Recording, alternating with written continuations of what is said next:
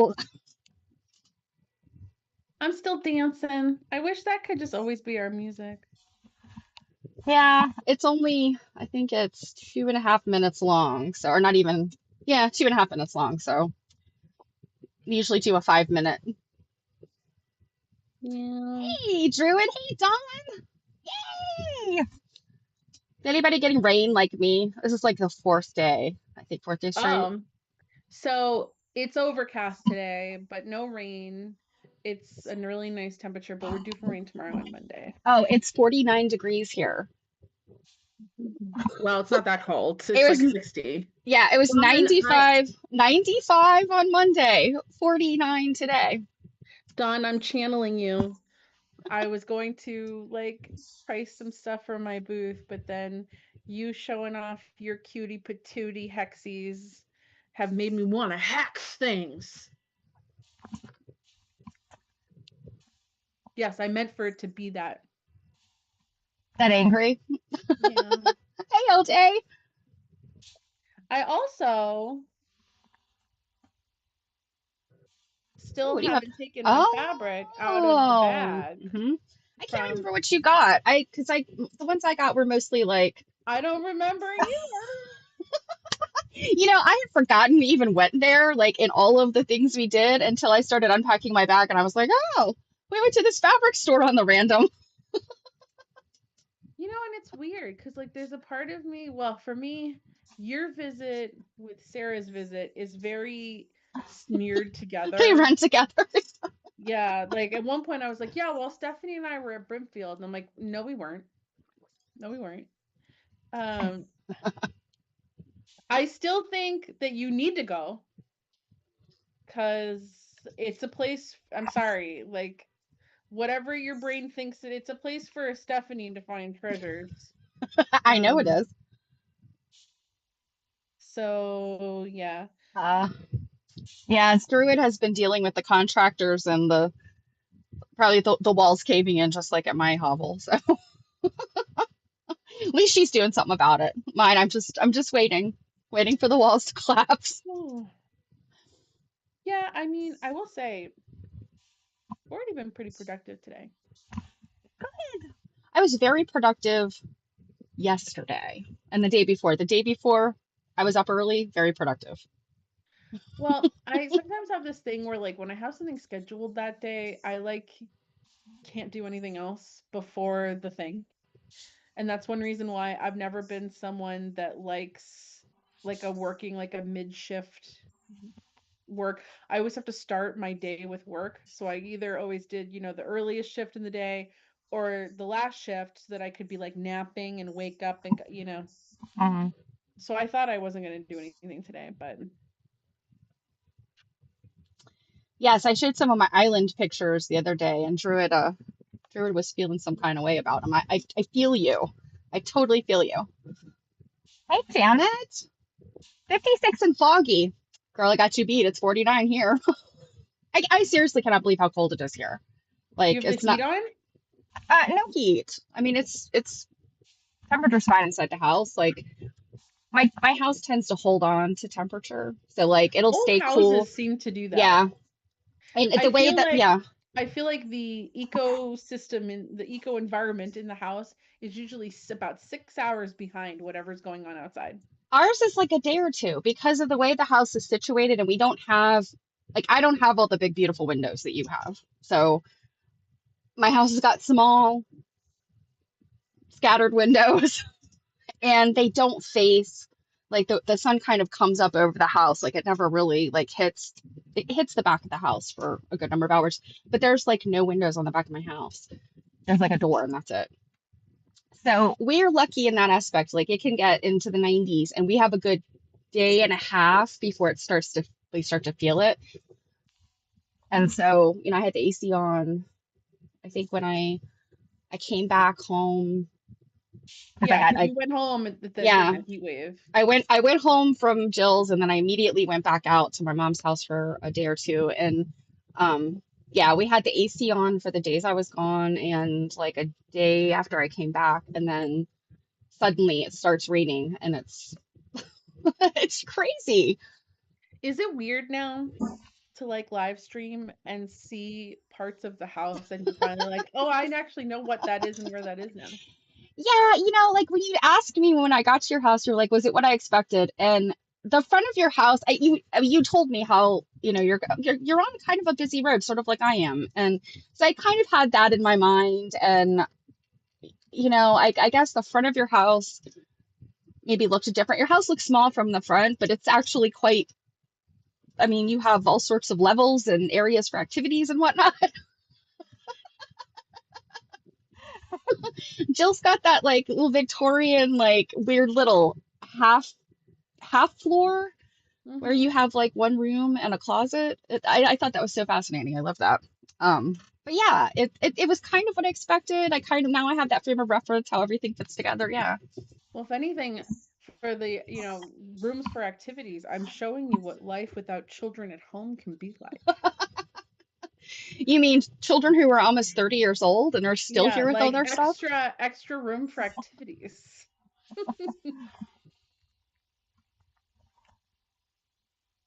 Oh gosh. Oh wow, Druid. Yeah, you've had a lot done. And when I say hovel, I'm joking. It's just like any house that needs attention is to me, it's a hovel. Oh, well then mine's a hovel. Like there's some stuff that need attention here. What are you working on today? So, I have this big sack of miniatures stuff, and I had a $10 coupon, like a $10 thing, to Michael's that was getting ready to expire. So I was like, I need to buy some supplies. So, I went yesterday. Green foam. I'm gonna make a miniature cutting mat for my miniature quilt store, and I got just some like markers and things like that. That supplies, LJ supplies. LJ thinks that you need to turn up my volume. Ah, okay. Okay, we are now equal. We are equals. Usually you're louder than me for whatever reason. Yeah, you know. Look at my little Mickeys. I mean, they're not meant to be Mickeys. It's just they remind me of Mickeys. Yeah, that little round thing in an ear. Mm-hmm. Now, do I know how many of them I'm gonna make? Of course not. Is my dog gonna start being a menace? Of course she is. Okay, yeah. But I think Winnie was the surprise to me. She's much smaller than she looks on camera. I She's mean, a she's tiny, 10 pounds. yeah, but she's a tiny dog. I don't know. When I think of dogs, I either think of teeny little like little dogs, like teacup dogs, or I think of dogs that are bigger than my cats. And your dog is the same size as my cats. Yeah. When our cat was alive for a while until she got old and sick, she was bigger than Winnie. And Interesting. also, for anyone wondering, Winnie snuggly wuggled Stephanie. I don't know why she likes me. I don't know. I mean, I guess because I don't either.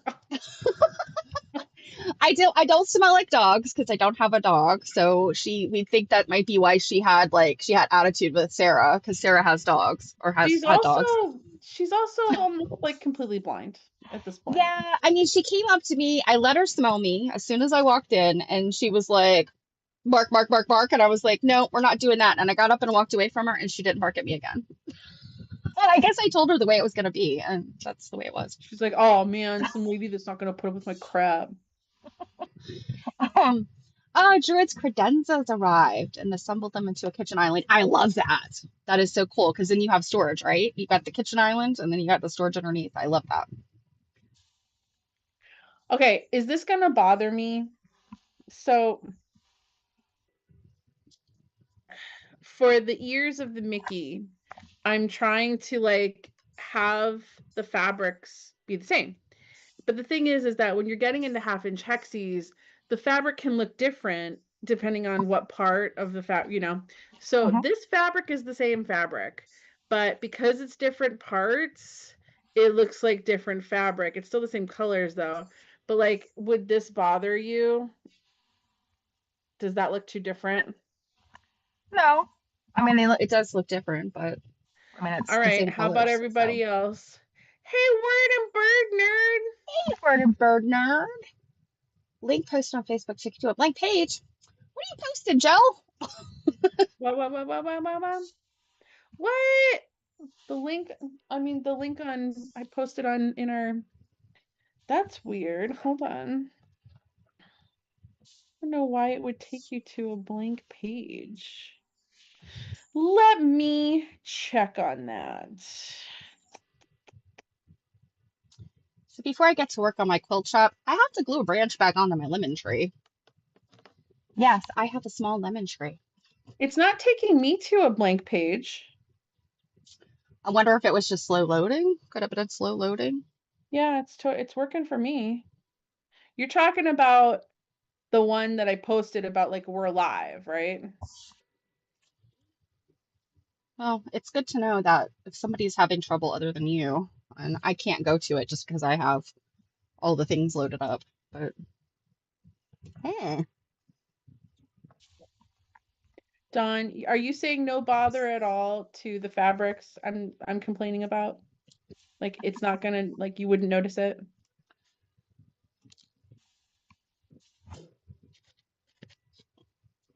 Like, are you trying to say like it's supposed to match and it's not matchy enough because of, I'm just wondering, like, in the grand scheme of things. Yeah, the one on Instagram's working too. Um, it's not letting you. Okay, we're bird nerd, lady gal.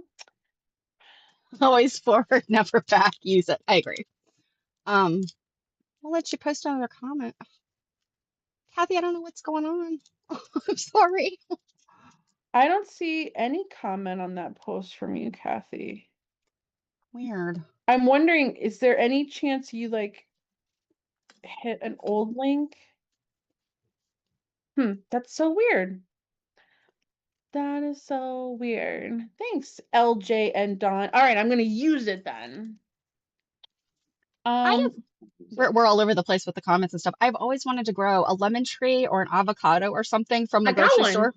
Do you? You know, Yeah, I've started the avocado several times and then it never, something happens and it gets funky and we never plant it. well, YouTube wouldn't let you post last comment. Kathy, I don't know Oh, what's going on. Maybe it hates you. Although I will say, from an admin perspective, Facebook's been doing some like weird stuff lately and has been screwing up the ecosystems of well, things. there was some weird stuff going on with Zoom recently. I was in a Zoom call. It wasn't my Zoom, it was somebody else's. And uh the person who was given like share credentials could not get out of the share mode. So I said, okay, let give me a permission to share and then that'll bump you and then you'll. So I took permission to share and like nowhere on the screen where the was the control to be able to turn share off. And Hmm. then my whole Zoom glitched and it kicked me off altogether. So I don't know. Sun flares. Yeah, Eh, Janet's saying the link doesn't work for her either. What is going on? All right, well, the one thing I can try crazy. to do here is we can just delete it and try again. Because that's just weird. Oh. Well, when I hit the link, it says this content isn't available. Why is And it working for me? that's from my, well, that was from my notification. My notifications on. Okay, dog, you're just gonna have to lay down. All right, let's try a new one. Because it's loading onto the page correctly because that like preview you see with like our like that's the preview. It can only come from a live link. Janet said Facebook just fired 8,000 people. Oh my gosh. I knew that there was supposed to be. Yeah, because of AI crap. Yeah, So, that all stinks. right. Because you know what? AI doesn't do all the things they say it does. No, it actually causes us a lot of problems. So y'all try that link. Not that I mean you're here, but like I just want to make sure for anyone else that would, would have trouble finding us here. Let me get the one off Instagram.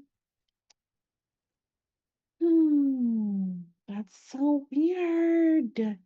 But That's it's good. weird. It's good that our friends let us know these things, so then Yep. we can figure them out or not. Yeah, well, I'd hate for like someone else to be like, "Oh no, they must not be streaming." Um, please, puppy, can you lay down? Like she's over here like licking my arm, like, please pay attention to me. She And she's an attention whore. I have to tell you that. I mean, Your dog likes the attention. she's an old lady. Oh, Janet, did your daughter work for Facebook or did she work for another company that Facebook like? Yeah. Huh, Oh, even the new link's not working? That's so wild. Why does it work for me and no one else? Is it like I'm a pretty princess link? Like I don't yeah, oh, it works for me. hmm. Yeah, it worked for me. Weird. Oh, who knows? Oh my goodness, 9 years. I'm so sorry, Janet. I hope she's got something else in, that she can go to. I every time I read those articles that's like AI is, gonna replace everybody. I'm like, some places I think are trying it and it's not going well for them. Um, let's see. Okay. I always have to think first, who owns what where in Silicon Valley. So I think we're okay to trash talk Facebook here on YouTube. You can't trash talk Google and YouTube, because they're connected, but Facebook's not. So Yeah, I don't uh, this link is you working see about blank in the perfectly for address me. bar. That is so strange. Yeah, because mine, it took a second, but it did go. It did go to. Well, I just put a comment on it that it's being weird. I'm curious what it'll do in a couple hours. Okay, puppy, you can't, I love you, but you can't be on my lap, okay? I'm sorry. What is oh wait, we were talking about lemon trees. Yeah. I bought one like in a pot Hmm. and it's outside on my deck. My sister-in-law had a lemon tree for years that did really well, and then someone stole it. I've always been so jealous of people that live in California, like Southern California, and they have, and even Florida too. A friend of mine, lived in Fort Lauderdale. She had, I think, two mango trees in her yard. Um, Kathy, I don't know if you have any good fruit trees where you are, but I was always just so jealous that you could go get like a tropical or a citrus fruit right from your backyard. That seems so exotic. I mean, we have like apples and pears and plums and things like that, and they're meh. Aw, lime tree. Yeah. Yeah, I guess, that's I guess the temperate areas sometimes get that, right? Like, well, anyone I know that has like a lemon tree around here, they bring it in the winter. oh, sure, sure. Yeah. Um, LJ, you'll be very proud of me because when Stephanie was here, we were doing some hand sewing one night, and I did one side of my hexies here, half inch, and I had no problem, and I easily only put in 10 stitches.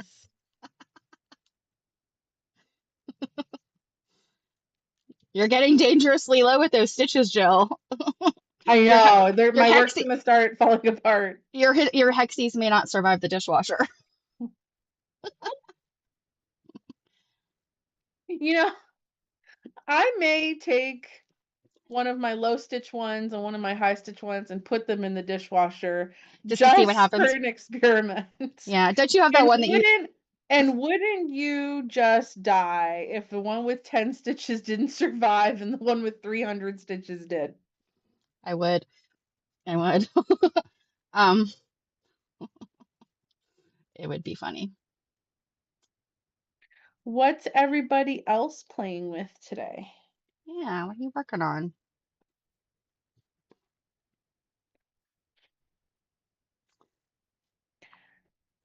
I know that Dawn is working on the cutest little hexies on the planet, which Yeah. was what inspired me to hex today.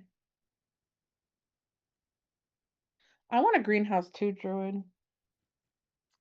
Yeah, I've always been really jealous of people that can grow things and have greenhouses. I have a brown thumb. Like this is as good as it's gonna get. And even this tiny plastic tree, when I put it You're together, good. You can it break. immediately fell apart. I was like, "Ooh, I'm gonna die." You Like, know, but it's plastic. it's funny. The deck on this house really needs to be redone because whoever built it didn't build it correctly. Um, and I've often in the house in Natick, we have a three-season porch instead of a deck that I love. And I'm like, huh, I kind of want something like that instead of a deck. And then I was like, maybe something that's more along the lines of like greenhouse-ish instead of a deck, but put it in the same spot. Oh, Druid, I love that. Everybody's doing the Hexies and the EPP. So Yeah. Kathy, Janet, thumbs up, y'all. Yeah, I have some other shapes that I've got some Somebody diamonds. for your Birthmas may have even given you a complex shaped pattern of EP for EPP. You did. Well, and if you remember, I just gotta find it. It can't be that far. It's gotta be somewhere around here. But at QuiltCon, when I thought we were gonna get snowed in, I um I bought a table runner kit from Paper Pieces, like with the fabric. I'm thinking when I go on my road trip in August, I'm gonna prep that. I'm gonna have my hexies and I'm gonna have diamonds because I don't think I'm gonna lug a machine with me, but there's gonna be lots of nights where, Sure, yeah, because we're you're gonna doing an need things to do. extensive road trip. Well, the nice thing is one of the stops is gonna be at our friend's house who has a big fabric stash. So, I might just have to raid it and, re-up hexi papers when I'm coming out. Um, a Florida or Arizona type room. Um, the room I have in Natick it's a real room with a real roof and it doesn't have a foundation. It just has, like when they build a deck and they put those posts in the ground. But it does have a real floor. It's carpeted. And then what creates the three season-ness is it's sliding glass doors all the way around. They have screens so you can, um so I like that. I also like it because it's carpeted, where that house, like this one, everything's hardwood. And I'm not gonna lie, I grew up in a carpeted house. Like I do love some carpet. I'm sorry, I just do. So not probably something like that, but I was thinking like what would be a way to have a room that would get more use? And that's when because there's a couch in that room and there's a ceiling fan in that room, and it could be a great place to take a nap on a day like today. And I was like, huh, I don't know that we do that here because this street, Stephanie can attest to it. This street is loud. You get used to it, but it's loud. Yeah, it didn't Um, bother me because it's what I'm used to. yeah. I Cars mean, roaring, it trucks was roaring by. very in contrast, the Natick house, even though that's a busy road too, the house is far away from the road. So it's not we got so many 18-wheelers here, y'all. Like it's crazy. And it's a school zone. Like I was telling Stephanie and our friend Sarah, like I kind of want to go to the town because, like, I'm sorry, having 18-wheelers doing 40 miles an hour in a school zone here is just not appropriate at all. Yeah, Um, yeah, I get that. but I was thinking having it be more towards greenhouse construction and less towards three-season porch construction might I, get us better use yeah, out of I it. like Kathy's suggestion. You could call it a conservatory. Yeah, like the one we were in winter. Because I like the idea of being able to maybe grow some things, all year round. Um, I never asked you, because you kind of gave me the tour and then I really never paid attention other than peeking in there from the kitchen. But in your little shipping area, like it's kind of like a, I don't know, sort of like a little mudroom sort of thing. Were you starting some seedlings? They were like little planter things. I didn't get Yep. a chance to examine them, and that's what I Hmm. thought they were. So Hmm. they're like a little grow light thing and like a little seedling. Yep. Um, Because that was the best place to start them that wasn't taking over my shipping area, yeah. which I'm sure someone would have loved to do. 5-inch sawtooth stars. Oh my goodness, LJ. So are you saying that it finishes at 5 inches? It's a block that finishes at 5 inches? Because that's very tiny for a sawtooth star. I'm not doubting that you are sewing that small, but you always outdo us. I see the pictures of your fine work, and I know that you can make things like that. Many people here, myself excluded, and possibly also Jill excluded, make some beautiful things.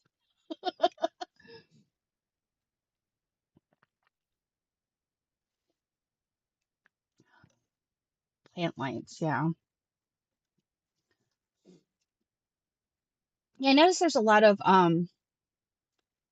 like hydroponic type, well, I suspect I know what it's for, but yeah, Amazon and a lot of places now have pretty neat things that you can buy. I have a magazine subscription to Wired, and they recently did a thing about grow lights and stuff if you're growing, deck gardens or, windowsill gardens. And they showed these kind of cool things you can buy that like it's basically hydroponic, like lettuces and herbs and things. Um, I'm sure that they're also popular with other types of gardeners. Wink, wink. But um, I think it's really cool that that kind of technology has like been scaled down for people to have in their homes. I still could kill every plant, just by glancing at it. Can we do show and tell? Yeah, let's look at the fabrics you got. This was all before we went to Block Island, right? We went to see the day that we went there, we went to the New England Quilt Museum in the morning and we had lunch. Yep. And then it was kind of like, well, we have some time to kill. Where shall we go? And just to be clear, we ended up at a fabric store because Stephanie asked to go to one. I was curious about this place in particular because it's so bizarre. Of the two places in the world where this and it's a privately owned, like it's not a chain, but where this fabric depot kind of thing exists is in Natick, Massachusetts and Alexandria, Virginia. And Well, Alexandria, Virginia is where my mother grew up, so I and know the the area very owner, well. the owner of it used to be my neighbor nearby in Natick. Hmm. He wasn't there though. Yeah. Um, so yeah, so if Stephanie tries to be like, oh my God, like Jill made me spend money in fabric I only store. spent like I think I spent $25 there. It was Yeah, I didn't spend that much. And I mean, I also haven't bought fabric now in quite some time because I've literally been on a like I don't need any fabric. And you saw a large portion of my stash. I don't need any fabric. no. Um, so but one thing I love is they're a discounter and their average price per yard now is like 6.99 and then their fat quarters are like 2.50 and I love me some fat quarters. So I got this fat quarter. Oh, that's pretty. I don't think I really looked at your stack at all. You were busy. Because I was also thinking like what might look cool with EPP. Oh, that's cute. I love that. This is a white on white, so I don't know if you'll be able to see. Oh no, you kind of can see. Yeah, it's a white on white. Yeah, sort of. Um, just color, different color. Hmm.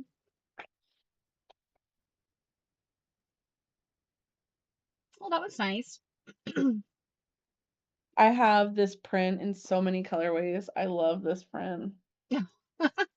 Yeah, that's like one of those like sort of background sort of prints. Mm-hmm. I got the same stripe and that color of green. Yep. Just another tonal. Hmm. A neutral.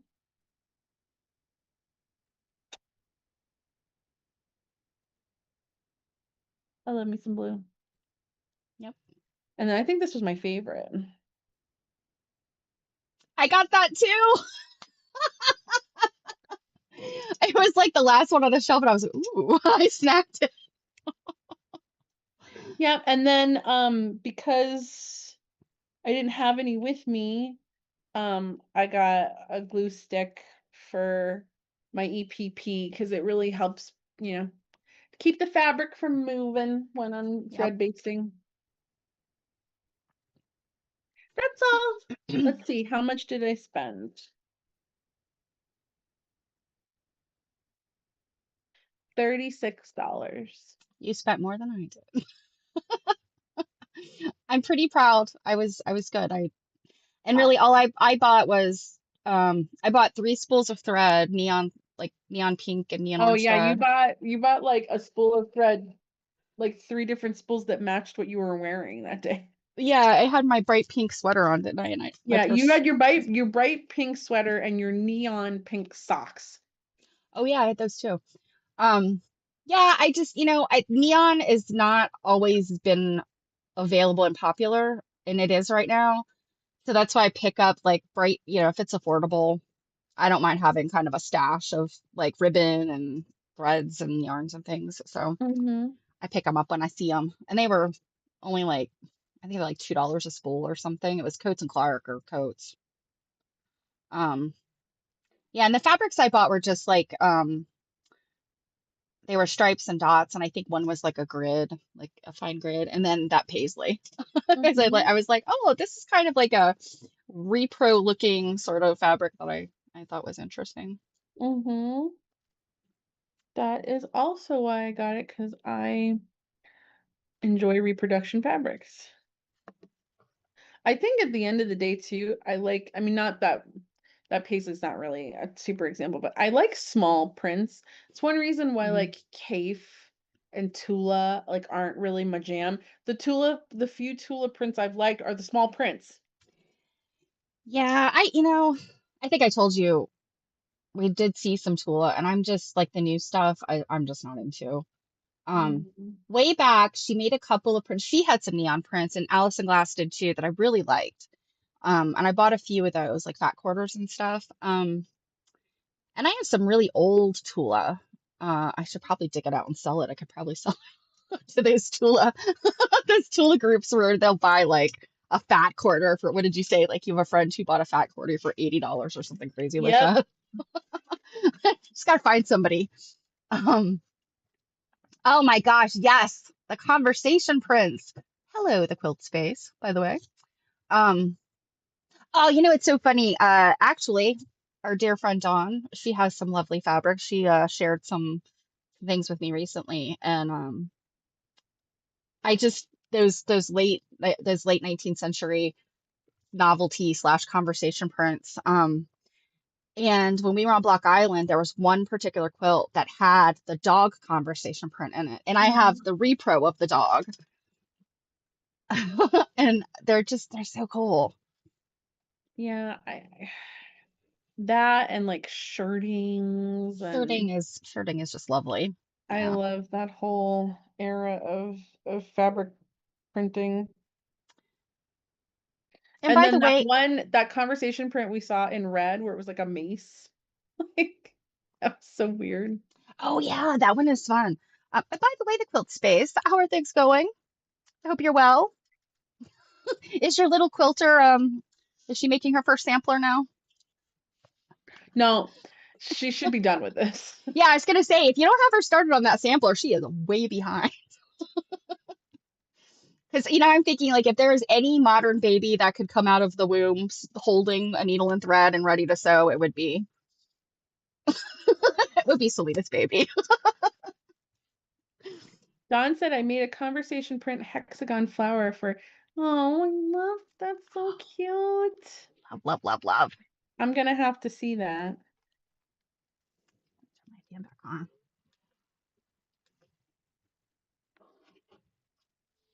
Yeah, I can't reach anything on my desk right now.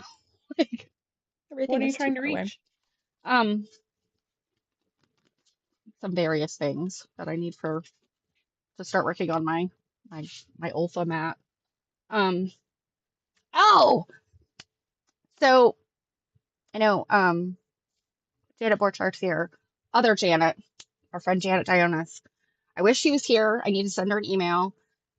Remember, we talked to her about like, as we were looking at the different quilts from Block Island and we were finding prints that repeated throughout these quilts. Mm-hmm. Remember that last quilt we looked at? It was like a very pale pink and blue. It was like a star type block. Mm-hmm. And the back of it was kind of grubby and very, very like stained and faded. But you said you were the one, I think, that caught it like, oh, there's a pattern on this. Mm-hmm. And it's like a little flower kind of. That Mm-hmm. exact same fabric is it's either a shirt or a dress that's up in the farming room on the second floor. Oh. So I don't know if that's something that maybe she's already caught that. Although I think Mm-hmm. she didn't realize that there was a print on the back of that one quilt. So No, she didn't. yeah, I'm wondering if that fabric shows up anywhere else. I But actually think that was Katie that caught that. oh, is it Katie? But the fact being, it's all over the back of a quilt, and there's a very detailed dress. Like it has like a roughly little collar, and it's got like a whole lot of gathers. So it would have been a lot of yardage in that dress. So definitely a shipwreck cotton, I think. Hmm. Jelly roll tube maker and 2.5 inch rolls of batting. Oh, okay. So like the rug thing. But like, what other stuff can you make with those? Because I have, I made some of those rugs for Christmas for a few people. Oh gosh, it was before the pandemic. I made one for my mom and one for my mother-in-law. Um, those are kind of fun to make. They're very satisfying. But I guess you can make baskets with them. If you guys don't know what I'm talking about, it's you could buy these rolls of batting that are, as wide as a jelly roll, and then you get jelly roll fabric, which is just what 2.5 inch strips or 2.25 inch strips. 2.5 inch strips is the jelly roll. The batting is 2.25, I guess. I think.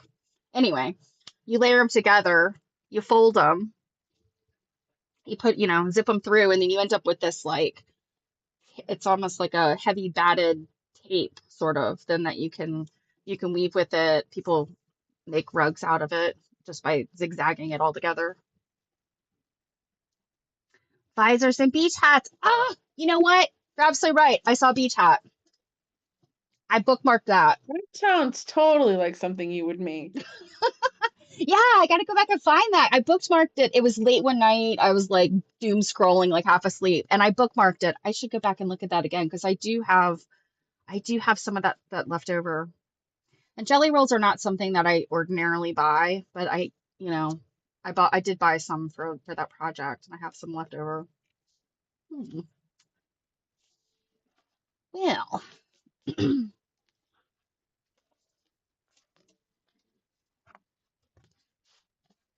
So what are you gonna do with the rest of that green foam stuff after you use half an inch of it to make your alpha cutting well, mat? no, I mean the Olfa mat will, I could probably get, I don't know, I don't even know how big this is. Let's see. It is. But like, aren't you using it to make like a doll size alpha mat? Yeah, but a doll size Olfa mat will be pretty big. I mean, I could probably get like 10 or 12 of them out of it. This 100? stuff, no, this stuff marks up really bad too. Like you could barely, you touch it and it has a Mm-hmm. dent in it. I don't like that. But this, I guess this is an 18-inch piece.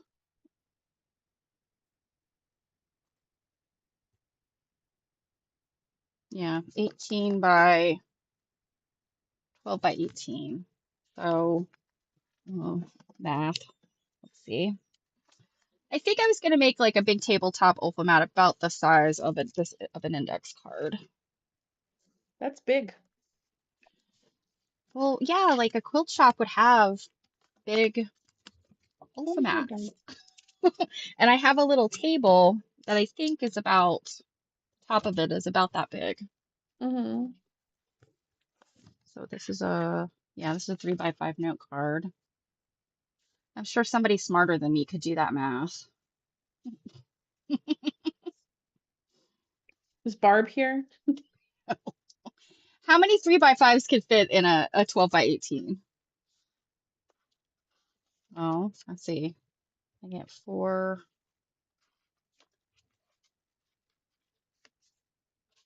I could get about 12 of them out of this piece of fabric, or piece of foam, I think.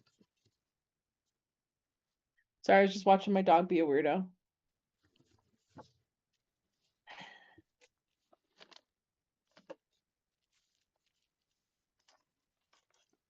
Ah.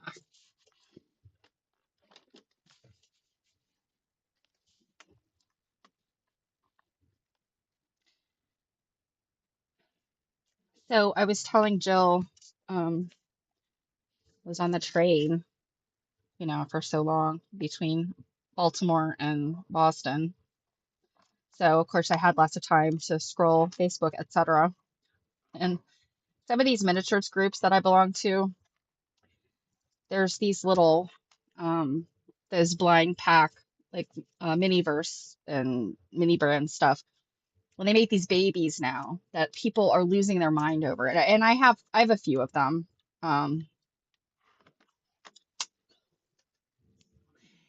And some of them are harder to find than others. There's redheads. Apparently, everybody's obsessed with the redheaded babies. They're very pale skin, they've got redheads, red hair. And then there's several different tones of brown babies. There's like, lighter brown, darker brown. And then there's the very dark black skin baby with, it's kind of got curly hair. And that one's kind of hard to find too. So somebody had posted in this group. I was scrolling through it. I had to stop because it's like, please help. I want to buy a redheaded baby and also a very dark black skinned baby. I need to buy one now for my collection. And I'm like, if you don't Yeah, belong to these groups, you're like, somebody is trafficking in redheaded and black children. Like, what? Like, think, people. Think before you post. Let's just not look good. I can definitely attest to the creepiness of that post. And then the So picture of the babies. And the babies are creepy too if you don't have them like dressed and in their little scene. They do look kind of weird and creepy. like the frozen Charlottes. Yeah, kind of. Um, yeah, this whole world of miniatures. You guys know I've always loved tiny things. I've collected. I had a little dollhouse when I was a kid, and I don't know whatever happened to it. I think it got lost when my parents' basement flooded and it was thrown out. But I still had like a little my grandmother gave me a train case, and I filled it with all my little miniature things. And I know there's lots of people that like, like miniature things, but I'm just shocked. I think that so these little babies, I liked them for, just the novelty of it, and you don't know what you're gonna get, you know, and people try to collect them, but I think it's some of the oh gosh, what are they called? Reborn? Aren't there's those silicone babies that people customize them, and some women collect them and treat them like real babies. I think there's some people kind of from that community that have come over into these um Hmm. and actually I have one on the table here if I can grab it without knocking everything over.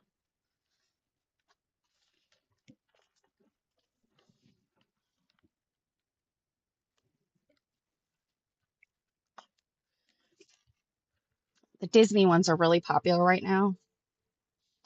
So like this is all they are. It's just a little tiny silicone Oh, baby. that's really tiny. Yeah, they're very tiny.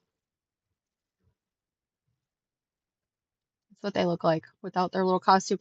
And they've started painting like the diaper is just molded like into their body. The Hmm. first series of them they had like a removable diaper, but now they're just molded in, and then so this is the Pooh Bear baby. because it's got a little Pooh Bear wrap.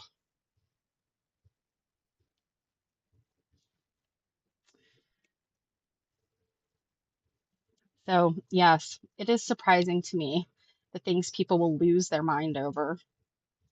I still Um, can't believe you haven't gone to any of these like tiny thing conventions. oh my gosh, it'd be so bad. Because the little tiny things they're quite pricey.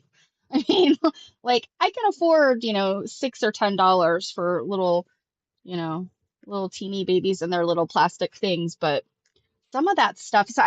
And I share pictures of these things on Facebook with Dawn and Jill. There are a number of makers that make these very detailed sewing, like dioramas or just little sewing things. Those people make bank off their stuff because they're so very well crafted. And Maybe you're in the wrong business. maybe I am, but I do Like also. I did once see a thing about like a tiny thing workshop where you could learn to make your tiny things. Maybe you need to be Mhm. making tiny things. Well, I mean, I do make some tiny things, but No, I but feel, you know what I mean. yeah, Um, I just feel and like like my we eyesight is maybe not. I needed to be in this game a little bit earlier in my life. well, it's almost like there's things that you can do to aid eyesight. Um, but I feel like some of your art training would be helpful. Sure. Yeah. I mean, I have made tiny things for my own Hi, joy. Robin. Hey, Robin. Well, maybe you should try your hand Tiny at baby. making some tiny Boop, boop, boop, boop. things and sell them for a boatload of money. Maybe. I did make a tiny quilt. Um, Like the how promptly, tiny? um, about, like, what did I just do with that? It's probably about the size of Like like not that big. Amy Tiny? Huh? Our friend Amy? Oh, no, no, no, no. It's an applique. It was like four tulips. So it was like an Easter spring thing. It was applique. I mean, very not. Oh gosh, Amy, the stuff our friend Amy does is those little itty bitty log cabins. Not to say I couldn't do that because the instructions she gives are very good. I have her book on how to make them, but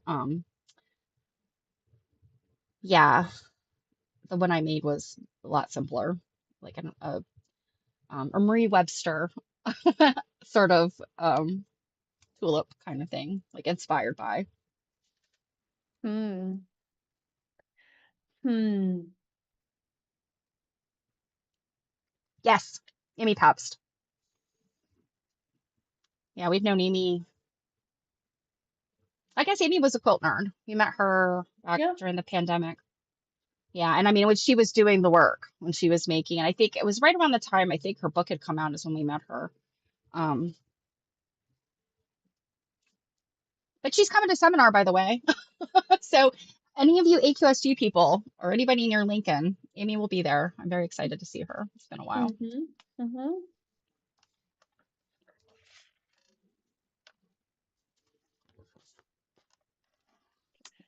Do you have enough room to build your thing there at your desk? Oh no, I've got so much equipment and things. I do not. Yes, Kathy. Louisville was the first time, yeah, we met her in person. That's right. And she brought all our quilts because she was having them appraised, and we got to play with all of them. Yeah. Oh, so you're meeting her next week. Okay. Yeah. She doesn't live far from us. She's in West Virginia. So, and I actually met her sister. Um, I had seen her sister at QuiltCon a few years ago when they were together. But I got a chance to talk to her, meet her. I guess it was probably last summer. I'm trying to Yeah, remember. My I mom. think it was last summer. Yeah. Oh, she's judging your local quilt show. Okay. Yeah, she is. She's a certified quilt judge. Oh, I didn't know that. Yeah, I remember this. Don't you remember we had like so many discussions on Quilt Nerd about, Hmm. judging and jurying, and Amy was like, "Well, you know, I can kind of throw my 2 cents in here because I am a certified judge." Okay, she was at Festival of Quilts. Yeah, yeah, she's really fun, and her sisters is too. They're a lot of fun. Um, Oh, babies from beads and peanut shells. Oh, cork collection. What kind of cork? Tell me more about this, Druid. I need to know more about the cork.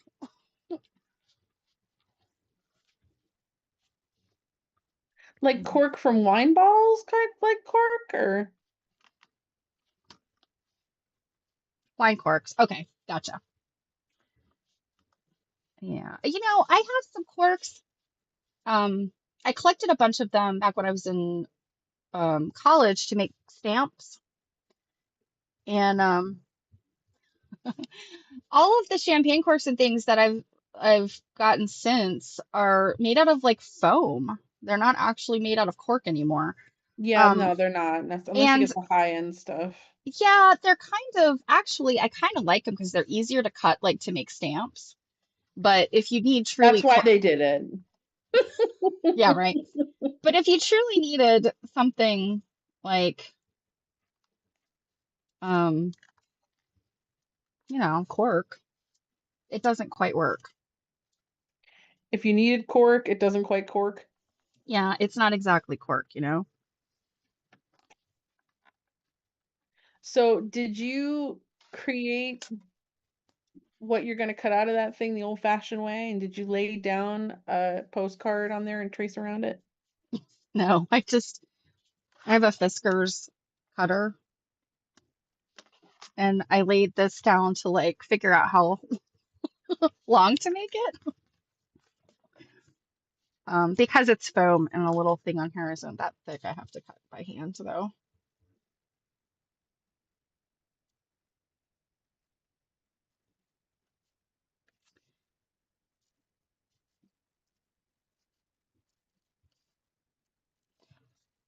I used to have very good hand-eye coordination with the scissors, and I think I'm starting to lose that.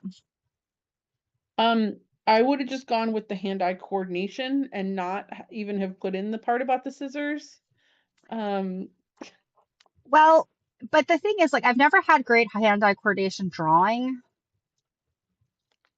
but I got pretty good at like snipping things out with scissors.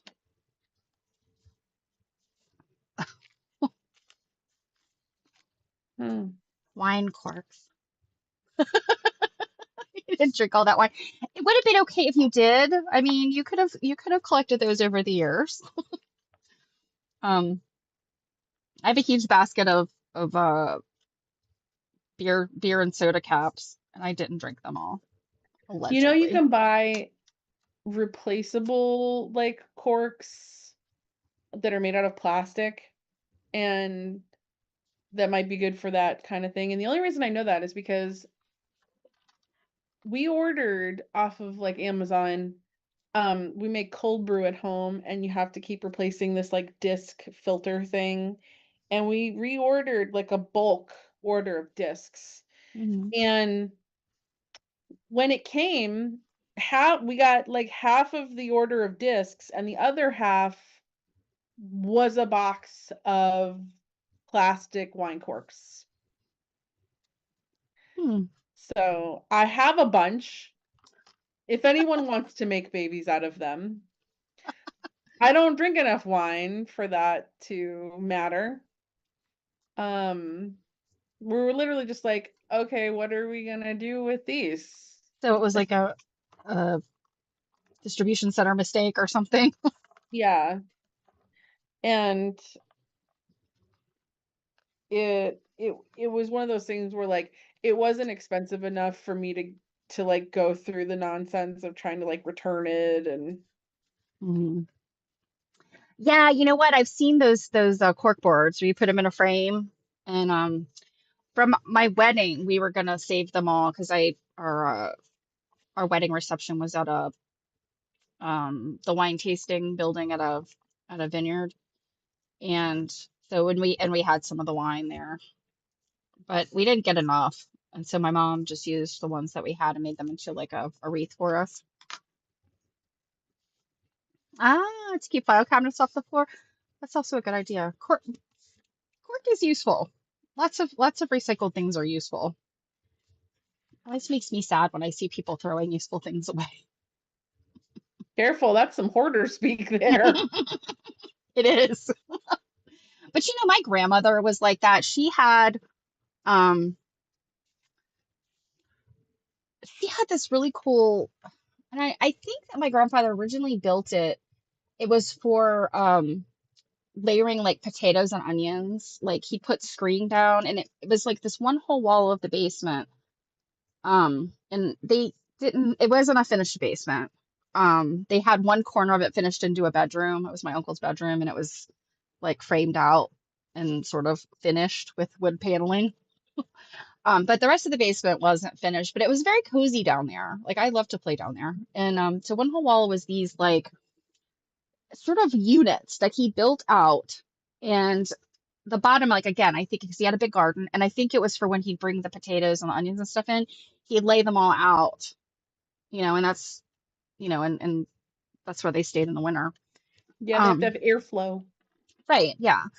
And then around that, there were other spaces that he would just put things away. Well, after my grandfather died and, the garden wasn't a big deal anymore, my grandmother just started storing things in there. So, like I think about like foam meat trays, when you buy meat from the grocery store, she'd save the foam trays because there was some kid in the neighborhood that used them at school. And then she would save, all the wrapping paper and the shirt boxes at Christmas. But she had like this meticulous storage system.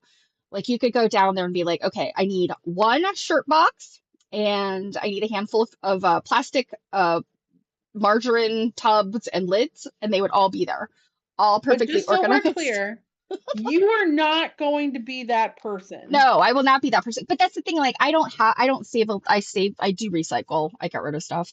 But I don't have that because I just don't have that room. But I just always remember like as a kid, it was like just a recycling wonderland down there because she had the space.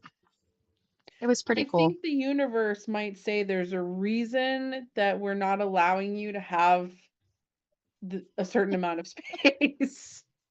I'm actually not the crazy messy hoarder you think it is.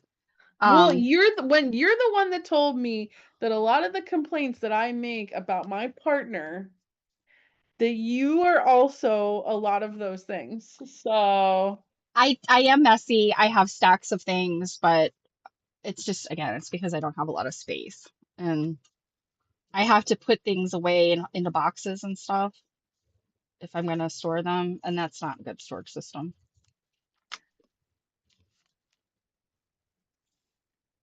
Somehow I don't feel like that's straight. Mm, okay.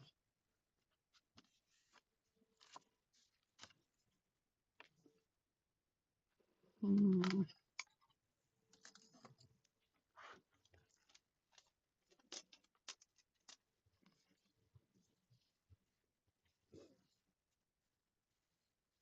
could you believe what, 2 years ago maybe? Oh, how When cool. Janet said, I'm sorry. Janet says that her husband has got a 3D printer and he's making her a small loom. That's neat. wow, that's one hell of a thing to print on your 3D printer. Yeah, I know that there's lots of those maker space like places where you can get files to print things. That is very cool. Yes, my grandmother also was the queen of the empty plastic containers, and she canned. So mason jars, she had a whole closet of mason jars.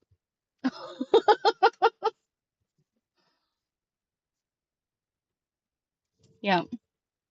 I've considered getting into canning a little bit, but I'm just so afraid of botulism. Yeah, I get it. But I mean, if you have everything as sterile and clean and, you process the food the right way, it's not really a Right, problem. but that's just it. I'm Um, afraid of not doing it the right way. I think tomatoes are the ones that are the worst for botulism, like that you really have to watch. Well, I mean, I've seen people like, can meat and Oh gosh, I've seen the ones where people get like chicken legs and can. Ugh, no, thank you. Like the garden stuff is great. I'm not canning meat. I would yes, go I just go think vegetarian. tomatoes is one of the things that, because I mean, like, it's so easy to grow a million tomatoes. And then I definitely Hmm. probably get into like cucumbers and then like Hmm. beans and Pickles, yeah, yeah. Yeah, I recycle a lot of jars. If it's there was one of the spaghetti sauces for a while that need it was in a mason jar or it was in a ball jar, I think, which is they're compatible with mason lids. And those are great for storing stuff, like rice and dry beans and things like that. Um, I hate buying stuff in jars that like it doesn't have a compatible lid, like a plastic lid or something that you can. Yeah. Um, I do that. I store things in jars, and then if it's what like a jar that doesn't isn't threaded for uh a replacement lid, I recycle it into the recycling. Although, from what I understand, are in Maryland at the landfills, they take the glass out of the recycling and they bury it because we don't have like a glass recycling in Maryland to send it to. So they're just setting it aside until the day that we do, which maybe never. so they're burying it like treasure. Hmm. It's my understanding. It's Hmm. disappointing, but at least it is separated, I guess. So that they can presumably dig it up one day to revive it. In theory, I don't have a lot of faith, but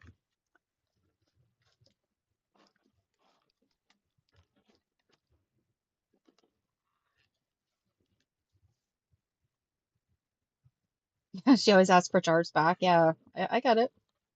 Especially since I mean, you shouldn't have to buy canning jars, right? You should be able to recycle what products that you bought.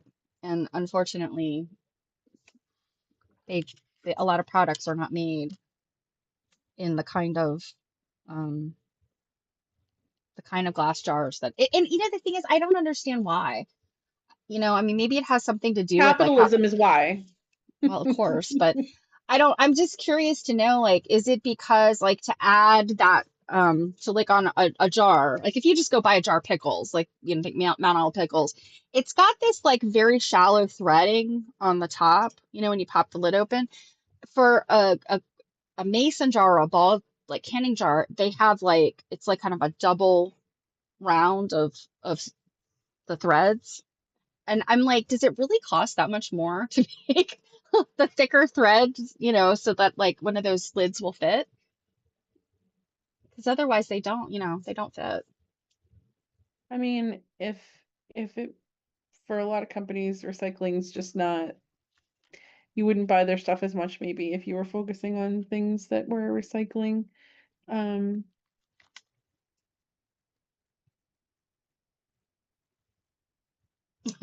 They build condos on top of it. Yes, people will go on archaeological digs and find, well, yeah. it's funny when I was talking like they've got like treasure. I was thinking of the mummy.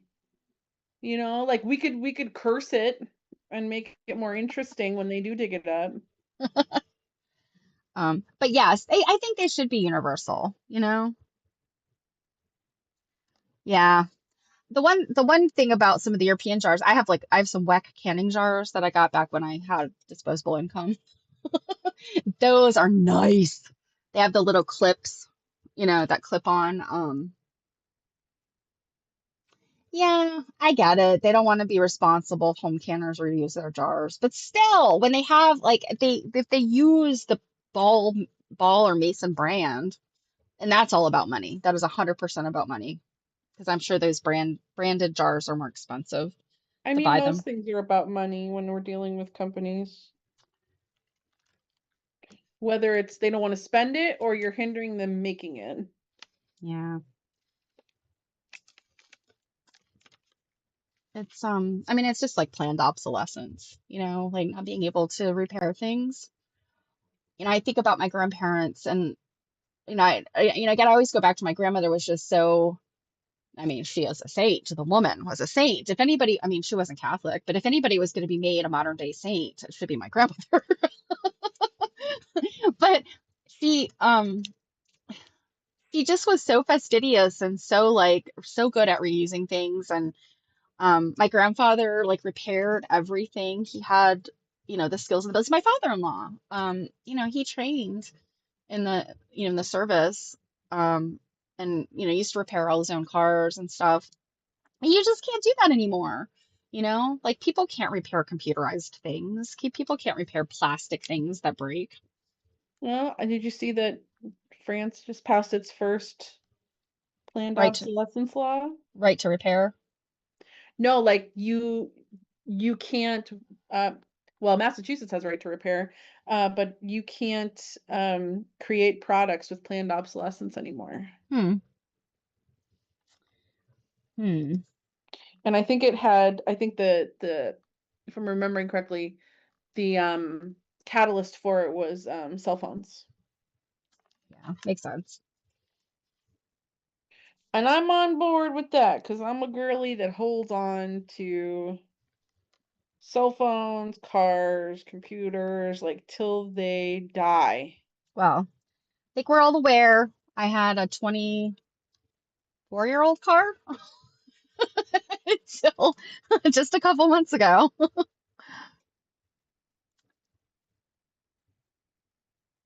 Oscillating fan from Sears. Yeah, my parents had things like that, like things were much nicer in the past. Children will never know the joy of a thing so old that still works, right? Makes me sad. I made the best chicken salad today, Okay, we're and moving on to a different subject. we ate it for lunch on croissants. I thought Yum. about you. Well, so last night for dinner, I really wanted green beans. And I was at the store and they because I mean it's, we're getting into summer here, so they had a big bag of like fresh, like local farm green beans for next to nothing. So I got those. We had some leftover rice roni from another dinner. So I just bought like a rotisserie chicken because they have pretty good rotisserie chickens there. Knowing we weren't gonna eat the whole thing, obviously. And so we're eating dinner, and I tell my partner, like, hey, if you want to de-chicken the rest of that chicken, I'm gonna make some chicken salad. De-chicken the rest of the Yep. chicken. And I normally my chicken salad is just like grilled chicken, like breast or tenderloins that's, seasoned with it's just mayonnaise and Mrs. Dash garlic and herb and onions. And then Hmm. this time I also had some celery and I like crunch. And Hmm. so I added some celery as well Hmm. as the onions. And it came out great. Like we've almost eaten it all. And I'm like, might have to get another one too, another rotisserie chicken. The only thing you're missing is the burnt, like the char flavor, which I do like as well, but some damn good stuff here.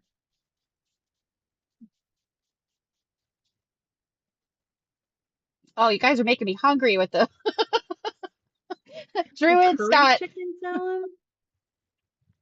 so Druid's got lots of gadgets, kitchen gadgets. Cook me something delicious. Um, and yeah, Kathy, so curry chicken, did you use like a coronation chicken recipe? Um, I discovered when I was in England that what we would call curry chicken is often like it's coronation chicken. It was like I guess it was the India's contribution to Queen Elizabeth's coronation. But it's basically like chicken salad with like curry in it and very Mm-hmm. delicious. Oh. Oh, I don't have any chicken for chicken salad. Oh, maybe I do actually. I have some in the freezer. Canned, What? canned chickens for chicken Yeah, salad. actually, canned chicken makes a perfectly good chicken salad too. I mean, Well, it's you were talking about canning chicken legs. that's disgusting. The kind that you buy like from the grocery store canned I have chicken. never had that. Really? I mean, it's like it's kind of dry. Like it's not like a nice. like newly roasted chicken, but it's not the worst. Um, Okay, chicken salad with walnuts, water chestnuts, and grapes. Now, I like all those things individually. I'm yeah. not I'm So not sure. I like a chicken salad with some fruit in it. So either like cranberry, like craisins, like dried cranberries, or golden raisins, or apples, or grapes. I've Delicious. never tried grapes. I've It's tried good. like It's good. cranberries. And also water chestnuts. I love water chestnuts, but I've only ever eaten them in an Asian capacity. So I'm not against trying it. I'm just saying it might be weird for me because I'm used to it tasting, like some variety of Asian sauce. Um, Hmm. Yeah, so Kathy, your Ina Garten recipe sounds kind of similar to because Coronation chicken does it has curry powder, mango chutney, Ooh, mango um, chutney. and I feel like the sandwich that I had, it was, I think the mango chutney was spread on like the bread or Wait, the croissant. wait, wait a minute, Kathy. Costco Oh, has slivered pre almonds and onion, yes. Costco has pre-de-chickened rotisserie chicken. So it's pulled right, like it's pulled from Yeah, the. like it would just be like the bones are all gone. Hmm. Huh. Because it's so funny. I'm like making this chicken salad. I made it late last night before I went to bed. And it's so funny. I made it because I was like, oh crap, I better make this now so it has time to sit. But it was one of those like, I need a snack. And I'm making it. Of course, you have to taste it while you're making it. And I was like, wow, I've never put celery in my chicken salad. I only usually put celery and tuna. And I was like, oh, this came out really good. And then I was like, okay, we need to snack on something else. This is for lunch tomorrow. So I ended up having the little bit of leftover rice with the little bit of leftover green beans. But as I'm making it, because I only used about a quarter of the red onion I bought, I'm sitting there thinking, well, man's got to go to Costco like tomorrow, so maybe I should tell him to get this is really good to get another rotisserie chicken if he wants some more, because there's some more onion. Um, and wow, I wonder what's the difference in price between like a lazy chicken from a lazy rotisserie chicken, because let's be honest, that's what we're paying for. Uh-huh. Or just a regular rotisserie chicken. Hmm. Hmm. Yeah, so this is one We're of just sharing all the recipes here. Fresh chicken salad, tarragon, slivered almonds, and a little garlic. Wow. Yeah, the. Don, that sounds pretty good. Yeah, so I think a classic chicken salad recipe, the basics, the absolute basics are the shredded chicken, mayonnaise, a little sour cream. If you do a half-half with your mayonnaise and sour cream or like a Greek yogurt, you can also do that. That's delicious. To get like a But tang in it. your mayonnaise base, and then of course salt and pepper, and very finely diced onion, either red or sweet onion, and then really finely diced celery. That's kind of like a base, like deli chicken salad. I But find a base is just the chicken and the mayonnaise for a lot yeah, of places. I feel like the some type of onion or garlic, and sometimes it's like onion salt and garlic salt or powder too. All those work. And then you add the sweet. So things like mango chutney, grapes, raisins. Oh, I Hmm. love all that stuff. It's so good. Druid watermelon salad is a new thing that I've recently been turned on to. It was Mwah. watermelon. Breakfast. It was watermelon, feta, basil, and those crunchy muncher cucumbers. Oh my God, it was so good. Oh, Do you know what else is shockingly delicious? And it's so weird. It's so weird. Watermelon with yellow mustard on it. It's delicious. I've heard about that, and I'm gonna have to say no. It was a few summers ago, and when I say a few, I was still working at Kohl's because I told my boss to try it. Um, so it was like a viral reel on Instagram, and I'm like, I like yellow mustard, I'll give it a go. It's so freaking good. Like that's how I eat watermelon now with yellow mustard on it. No, Janet, oh my God. If you like, I'm sorry, if you don't like mustard, like I get it, but if you like yellow mustard, like just the plain yellow mustard, nothing fancy, like I'm telling you, you have to try it. It's so freaking good. I guess, I mean, it's like a salty, soury kind of mustard when I think about it. Yeah, it's a sweet and tang. Yeah. I would try it. If I don't have high hopes for myself liking it, I would try it. But Yeah, yes, and with I mean that feta that's salty, and then the balsamic has got like that such a complex flavor. well, the balsamic would be doing kind of the same thing that the mustard would be doing, but obviously I wouldn't recommend putting mustard on the thing with the feta in it. Like that's totally different. But um and see LJ says I like yellow mustard on food a lot. I think the only thing that I put like straight yellow mustard on is probably hot dogs. Or I put like it a ham on, sandwich, but I prefer spicy yeah. brown. Like that's what we've got in the fridge is I go spicy brown back and mustard. forth. I go back and forth. Um Red wine on vanilla ice cream. Oh, that's interesting. Huh. Red wine on vanilla ice cream. Huh. Now I have had so like balsamic vinegar there, and I don't know if the store's there anymore, but there used to be the store in my hometown that my mom would get some Christmas gifts for people at that it was like a wine and vinegar store. So they had these different infused olive oil wine or olive oils, Can you not wine and believe there are vinegar, whole oil stores and just for vinegar. that stuff? Oil and vinegar. Yeah. So all these different infused olive oils and then all of these different kinds of balsamic vinegars. And she got me this one time that was like an apple balsamic vinegar and it was thicker. It was like thick and you could drizzle it on ice cream. And I did try it one time. I think on just plain vanilla ice cream, maybe with some berries or something, and it was really, really good. And it does. It's so weird, but Well, yeah. LJ, when we come over, we can try, like, I don't know. There's a part of me that's like, if I hate this, I'm gonna be really upset that I ruined my ice cream. Yeah. Well, I Um, mean, it's like affogato, that's the espresso on ice cream and I want to have avocado so bad, but I always want ice cream at like 8 p.m. and that's not when I want to have espresso. yeah. So, I don't love affogato because I don't really like my ice cream melted. I like my ice cream to be kind of stable. oh, But I like my ice cream like a soft serve. And Druid thinks that mayo ruins everything. Druid, we might have to break up, oh, I girlfriend, know. because I I yeah. love me some mayo. Unless you're trying to tell me that you grew up on like Miracle Whip, and See, I that's not grew me. up on Miracle Whip and oh, I hate Miracle Whip. Ooh, Because it's not good.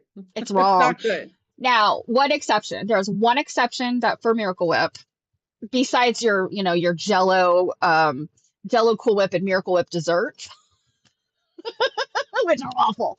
But the one thing that Miracle Whip is good on is a tomato sandwich. Whatever. Yes, Cool Whip is disgusting, as is Miracle Whip. Oh, see, there is a an application for Cool Whip. And have you ever made one of those cakes? I don't remember what they're called, but they were all the rage at one point and they're delicious. So you make like a classic yellow or like kind of white. I usually make a white cake Hmm. boxed. And then once it's done, you poke holes in it and you make like cherry jello and you put it in the cake. And then put it in the fridge and then the topping is Cool Whip and berries. Hmm. It's I know what you're talking about. Yeah, it's really good. not a fan. It's Oh really my good. gosh, yes, Duke's mayonnaise. Yeah, so I would potentially make, I have never tried it, but I would consider making whipped cream from scratch for it. I just haven't. Don says that's a poke cake that you're talking about. Yeah, Is I've it? had it where it's pudding. You poke it and then you put Yeah, pudding. I've never done that, Um, but so Jared, you're funny. He just dislikes mayonnaise. I actually have a friend who dislikes anything creamy. So no salad dressings, no mayonnaise. I'm trying to think what else. It was something else that I was just like well, cheese, like she anything just said cheese she likes sauce. blue cheese dressing.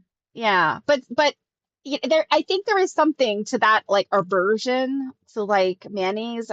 I think it probably there's some things that fall in that category. But yeah, she would not. She would eat salad without salad dressing. I think she would do oil and vinegar. She wouldn't put any salad dressing on stuff. No mayonnaise. And like cheese sauce, like I nachos and don't think cheese, I like can trust someone like this. whipped cream And frosting. Oh my gosh, so good. and I want to know that, some of our friends in AQSG that study more contemporary things about quilters, Hmm. why what is the phenomenon between like quilters, sewists, crafters, and food? Is it the creating part? I don't know. Like why, like I haven't seen as lively a chat about food as today. Like Well, we can often go on a bit of a tangent about like some chicken sandwiches, but like everybody is on board with the food discussion today. So like, is it because it's like it's like summer starting, people want to cook and they want to garden, but don't you see like there's like this like pipeline of like yeah, yeah, crafting, sewing, and like food and gardening and yes. I well, think yes, there we is. all eat, Hmm. Kathy, but it's not necessarily that we all make food. Everyone's talking kind of about making food. Yeah, I don't know. I mean, it does. I think it is a creation thing. Like, I mean, cooking, I think cooking is 100% like a creative act. I Hmm. mean, even if you use a recipe, um, I would say most people, even using a recipe, are probably doing a little bit of putting a little bit of Although, themselves in there, right? Kathy, I do know some people that actually do not enjoy eating. Like they at all. Yes, people that have the I live to eat, people that have the eat to live mindset. But even people I know that eat to live, they still enjoy eating. They still enjoy their, what they're eating and their food stuff. But I literally know some people. I mean, there are like medical issues around like food and stuff. Hmm. But like some people that like it's a hassle and an inconvenience for them to eat. Yes, I knew some of those people when I worked. I mean, it's kind of a diet culture thing. I worked for Medifast for many years, a number of years. Um, and I mean, one of the reasons the reason I left there was multifold, but one of the reasons I left was I think it gave me a very unhealthy relationship with food, working in a diet related organization. Um, and I think I ate a lot of processed stuff, in an effort to be like eat lower calories and Hmm. I just try to eat when I'm hungry now. And that I think and I do cook a lot even though I don't love to cook. It's because I love to eat. Um, Oil and lemon juice and tuna salad. I put lemon juice in tuna salad. Do you know what else I put lemon on that I never thought to put lemon on? I had it in a restaurant in North Carolina in grad school, and now like I can't live without it. Is lemon juice on your Caesar salad, like Hmm. on your Caesar, your like creamy dressing or something like that. Hmm. It's really, really, really good. Well, I mean, yeah, Caesar is supposed to have some lemon in it, to get. I mean, a good salad dressing has like all of these complex flavors. You've got like a salty component, a sweet component, an Right, but I oily. mean putting it over the top at the very end. Sure, yeah. So somebody was just talking. A couple of people were talking about the whole idea of a little balsamic or red wine vinegar on top of blue cheese. That is Hmm. something that I think it was Outback Steakhouse used to do. They had this wedge salad, which I think they brought back. They got rid of it. They brought it back. Lots of places do that with the wedge. Yeah, so wedge salad, drench it in blue cheese, but then you got to have a balsamic drizzle on top because it cuts the fatty greasiness of the blue cheese. Blue cheese isn't fatty and greasy. Oh gosh, Robin. I'm really curious to know how that's going for you. I didn't realize that you were doing that. I've heard some stuff that, yeah, I've heard for some people it really helps, like talking about the food noise. But yeah, I've also heard about the nausea. Oh, Good luck with that. And I mean that like, I mean that sincere. Yeah, 6 pounds. That's good. Yeah. I mean that sincerely. I hope that works well. I know it's a godsend for some people. Um, Robin, I'm curious, before they put you on that, did they do like a diabetic type eye exam? Because I have a really interesting story about myself. that's I think I told you about this when it I don't happened. know. Um, like, so my doctor was like, we kind of keep arguing about he thinks I've developed diabetes, and I'm like, I'm not sure I believe you because, and I'll tell you why. Um, because there I did get a test that had spiked my A1C had spiked. But what's weird is it says right on the test, like when you get the results, must Hmm. be repeated to confirm diagnosis. Hmm. And so he's like, well, yeah, we'll do another one in 3 months. And it made like this massive jump. And we repeated it 3 months later, and it was back to where it was before the massive jump. And I hadn't made major dietary changes or like anything like that. So that's where I'm like, yeah, I'm not sure that that confirms diagnosis. So Yeah. I'm kind of like, so we argue about it a little bit. And he's still at this moment kept it on my medical records. But he was like, well, I want you to get a diabetic eye exam. And I'm like, fine, whatever. Um, and at that point, he was trying to talk me into GLP-1s, which I was like, yeah, I don't know how I feel about that. Um, and because for the one I was asking him, like, well, what does that stuff do? And he's like, well, it makes you feel like you have a stomach ache all the time. And I'm like, that sounds awful. Oh, I Like, wouldn't want it to be a stomach ache. I mean, right. So I'm like, I don't want to do that. Um, so I go to have this diabetic eye exam, and she was like, I need to do this. I'm gonna forget. When she was looking into stuff, she said that my God, I'm gonna forget what she said, but she basically said like, I think it was like my retina she's like, it's supposed to look like a donut, and she's like, yours look like pancakes. And she went, yes, Don, it was a blood test, and I was fasted for both of them. Um, she had me do this like specialized machine, which the only way I could really describe it is it's almost like it takes an X-ray of like your eye. It was weird. And she was like, yeah, so like this is supposed to look like a donut, and yours look like pancakes. And she said, is the PCP trying to push GLP-1s at you? And I was like, yeah, he's like mentioned. And she was like, well, you can't take them. And I was like, oh, really? And she was like, yeah, because the research is currently showing that people with this issue, she's like, there's nothing wrong with your eye. It's just the way that it's shaped.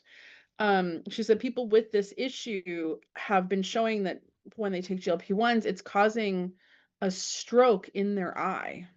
oh my goodness. So I was like, huh. I was like, so it almost kind of sounds to me that like when they're going to put people on this medication, they should require this exam beforehand. And she's like, yeah, you would think. And she's like, so I'm going to put it in your record here that like I don't recommend these medications for you because of this reason. And I'm like, thank you very much. Wow. Like, You know, it's crazy though when they come out with a medication like this that, and there's other stuff that it's helpful for. mm-hmm, It's not just, I mean, it was diabetic and A1C, and then they found it works for general weight loss. And like Robin, I know that you have the hip problem, and I think that's often why they want, and it works for people, and mm-hmm, it's toward that end of kind of fixing another medical issue. And I think it's amazing that medical science is in a place where we can do that now.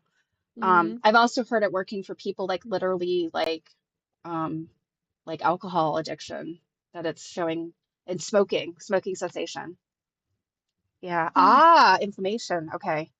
Yeah. The inflammation is the thing I worry about because as an allergy sufferer and asthma and all that, I mean, there's inflammation's all tied up into that. And human beings, our biology is so complex. I mean, being a mammal, we have complex. Being alive. Right. Yeah. Um, it's always good to hear when like things are working, or they're helping. My mom had bariatric surgery probably 10 or it's probably about 12 years ago.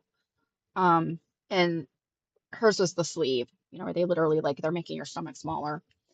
And she had like the rapid weight loss, and then she had this plateau. Um, and it helped her from the beginning because she was suffering from AFib, which was the most dangerous part of it. Um, and then she had some other stuff going on, and the her cardiac guy was like, you have to lose the weight. And she did. And so then after the plateau, like a number of years have gone by, and when she got COVID, when she lost her sense of taste, and her sense of taste has come back as like weird. And it's literally been 2 years. And I think it seems like there are times when it's coming back, like it's starting to resolve. Um, I think it's neurological. I don't know that it's like COVID, it's with your taste buds. It's specifically your taste buds that are the problem, but I think it's neurological, but that's neither here nor there. That's but in any event, she then was able to lose the rest of the weight that they had wanted her to lose. Oh, because nothing was interesting anymore. Well, she just couldn't, yeah, she couldn't eat. And I don't know that. I mean, I'm certainly glad she's in this healthy weight place because it has ended up resolving some of her other health problems like blood pressure and the AFib and that kind of stuff. But it's almost like it kind of creates like a whole new, wrath of issues. So So, Dawn, it's interesting that you mentioned hormone replacement therapy because, so it's interesting. funny, in this conversation with my doctor, where of course he's a man, so nothing he says could possibly be wrong, even though I'm just arguing, like, based on what this test literally says, again, on the test, it says must, reproduce results to confirm diagnosis. And I'm like, the second test doesn't do that. So, he was just like, well, you could just try exercising some more. And I'm like, I'm not anti doing that. He's like, just go out walking. I'm like, I'd love to. However, um, I have a secondary problem that makes that problematic. And that is that I have a fibroid issue that often causes severe hemorrhaging. And oftentimes intense exercise, and for me that would be intense because of just like raising the blood pressure and jostling around and all that stuff. um so I kind of have like, he's again, he's a man, um kind of looks at me like, well, you're just making excuses. And I'm thinking, well, this issue's in my record. I've had surgery for it once already. It's rearing its ugly head again, so we might be looking at more surgery, even potentially a full hysterectomy. um and one of the things that I actually have a doctor's appointment on Wednesday. Um, one of the things that I was recently kind of looking into was apparently progesterone can um, kind of aid in um, stopping this really not good bleeding. And when we're saying not good, I am on day 23 of continuous stuff. Um, So I am going to potentially ask about that. I'm not against having another surgery. They just went in and removed the last fibroid that was a problem, and that worked well for about 5 years. But I kind of told him, like, hello, like, it's not that I'm just like trying to be a problem here. Dr. Dawn says to call her. I saw that. Yeah, I don't know if I can afford your fees. yeah, I agree with LJ. He's not listening if he suggests you're making excuses. I had a doctor like that, and I'm like, why have I been going to this man for like 15 years? I usually see his nurse practitioners Yeah. that I like more. They're a little bit better with Yeah, the listening. It sucks because there are some things I actually really like about him, And like one of them is that he will take the time to explain things to you, as down to basics as you need. So I Hmm. do enjoy that. I never feel rushed. But yeah, when like there are some times where he's explaining things to me that I'm just like, thanks. Yeah, I think that I don't know. I feel like my last doctor, because I am going to a different doctor now, and she's wonderful. She's fabulous. Um, he'd always make me feel like I was stupid, and like I am not stupid. I'm an educated person. I'm not an idiot. But I feel like I would get in there into his office, and it would be like, "Well, how you doing? How's this? How's this? How's this?" And of course, it's a big rush. They don't want to spend more than like 10 or 15 minutes. They got to get on to the next patient, right? The way that for-profit healthcare works. And I would say like blah blah blah feels this way. And I use the word feels because that's different than blah, blah, blah is this way, right? And if one is listening, one should pick up on that. Blah, blah, blah feels this way. Not saying it is, it feels. And so his pat answer, of course, doesn't work that way. I never said it worked that way. I just said it feels this way.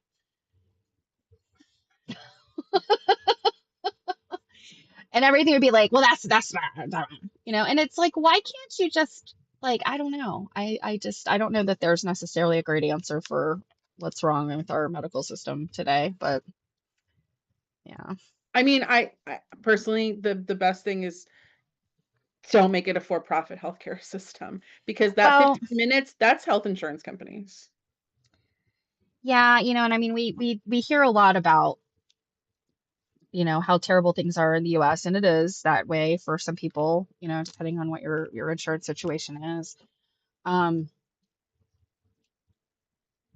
Innovation is the one thing that they always say, like, I mean, and this is more pharmaceuticals than it is like medicine doctors. Um, until you look at the teaching hospitals and stuff that are doing research and all that. But I mean, it's kind of it's a tough thing because like socialized medicine does not necessarily have the advances in medicine that say uh, for-profit medicine does. No. I Um, don't know that I would agree with that. most of our medical advances, like for certain diseases and things, obviously it's the push for those, research. But major like surgical advances, those are military based. The reason that we can do reconstructive plastic surgery, the reason that we even know how to do some of the stuff that is amazing is because of battlefield medicine. But that's not necessarily the same as the poor for-profit sector. No, So, it's not, but a lot of advances in medicine are they are, like the technology itself is battlefield related. And when you've got it's all mixed up in that kind of stuff too. Like we just don't have pure not for profit, hardcore, advanced focused research. It's too tied up with things like the military industrial complex and for profit medicine, Yeah. right, but I mean, a lot of advances were made that had nothing to do with those things. Like, look who invented insulin and how that worked, and he didn't charge anything for his patent. Yeah. Well, you don't find things like that today, Anthony Fauci. um, um,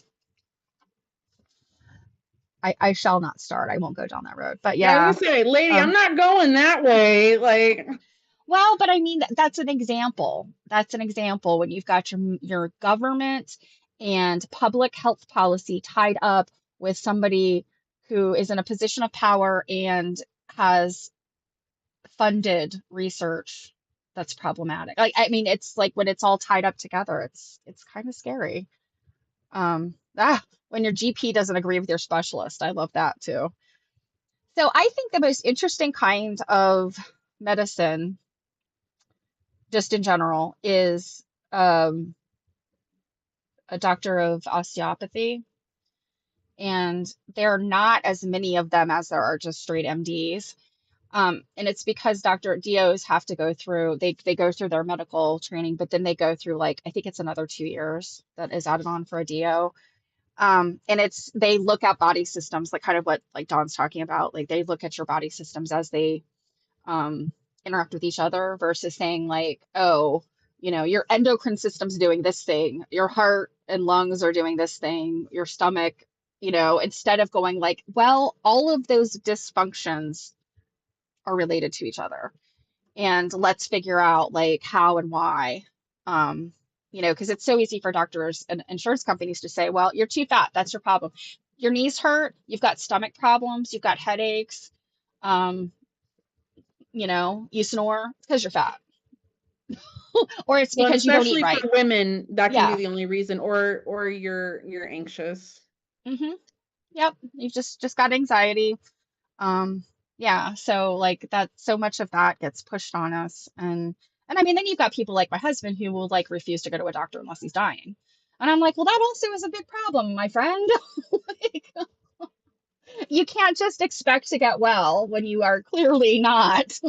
Oh my God, I had a boyfriend once who was like anti take anything, and he used to get awful headaches, and he wouldn't. I'd be like, take some Tylenol. I don't believe in Tylenol, and I'm like, well, then believe in your headache. Like, I don't have any time for that kind of Yeah, nonsense. You're gonna be a child, sure. be a child. I'm not gonna listen to your crap about go upstairs and wallow. Yeah, it's He's determined to beat that statistic where married men live longer because they have women nagging them to go to the doctor. yeah, I have to admit I do have to push my husband to take an Advil or Tylenol when he's got a headache. Don't complain about how terrible you feel or how your ankle hurts when you twisted it if you don't like ice it, rest it, compress it, and take some anti-inflammatory You drugs. mean easily fixable things? Well, okay, here's an example.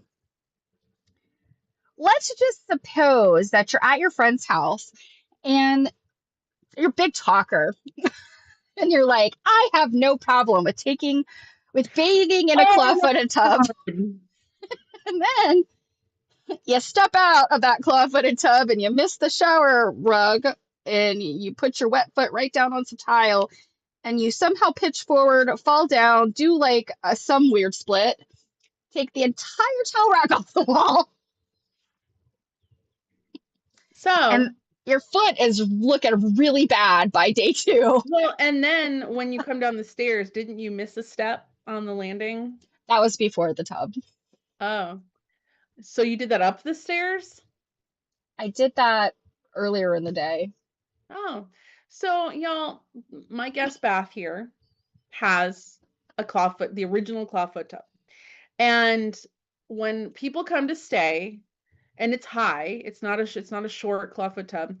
When people come over to stay, I always, when I'm showing them where their bathroom is, I preface this with, if this tub shower, if this is scary for you, you can use our shower, which is a walk-in. And a couple of guests, like actually the first guest we ever had, took us up on that and used the walk-in. Because yeah, I'm not like I get it. Like things can be slippery. It's a tall, It's a pretty, you it's know, a pretty thing. high step. So Yeah. I'm showing Stephanie her, and she's just like, "Ugh, I can handle that." And then, yeah, and then on her last night here, she hobbles down here. I heard something crash bang, and I assumed she just dropped like a shampoo bottle. Because I didn't, I stood here, I sat here and like, is she yelling for me? Like, I hope she's gonna yell if there's a problem. Um, and yeah, she comes down, and I'm literally like, I didn't say the like, well, you're an idiot and I told you and you acted like I was ridiculous. But I'm just like, are you kidding me? Also, the way Well, she described it, it's a wonder she didn't just split herself in two, like with this weird split that she did.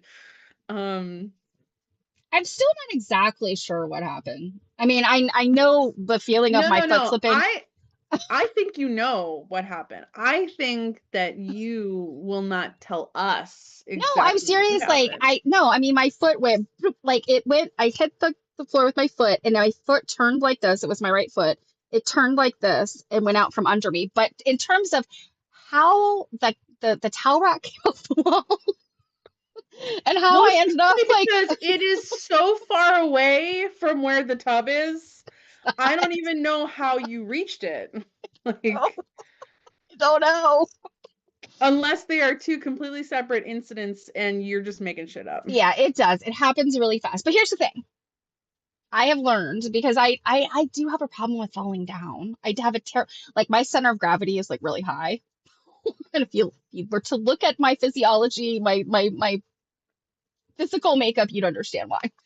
But I tend to fall down easily, and I have hurt myself in many ways. And the thing is, if I'm not bleeding, it's good. The times that I've skinned like fallen and skinned my knees on my own driveway, on the steps up to work, like I used to work in a building, taking the steps up and fall down and like, ugh, it does happen quickly. That is the problem. But I immediately said, "Can I have some ice?" And I held the ice against my foot, and I immediately took some Advil and I propped my foot up. And that rest, ice, compression, and elevation, it really works. And then, of course, I did have to walk on it, and I limped for a few days, and it's still a little sore. But Basically, she can't sue me because I'm marching my butt in there with like, I gave her the warning ahead of time. well, had I had an Allen wrench in my in my bag and didn't need the ice, you never would have known. But I figured even if I don't ask for ice, I still have to tell you that I took it because I was able to put it back together. Like it looks okay, but like I hope you haven't tried to hang a towel on. I thought maybe I could blame your cleaning lady. Yeah, she's just like, not Look only am what I your gonna cleaning lady did.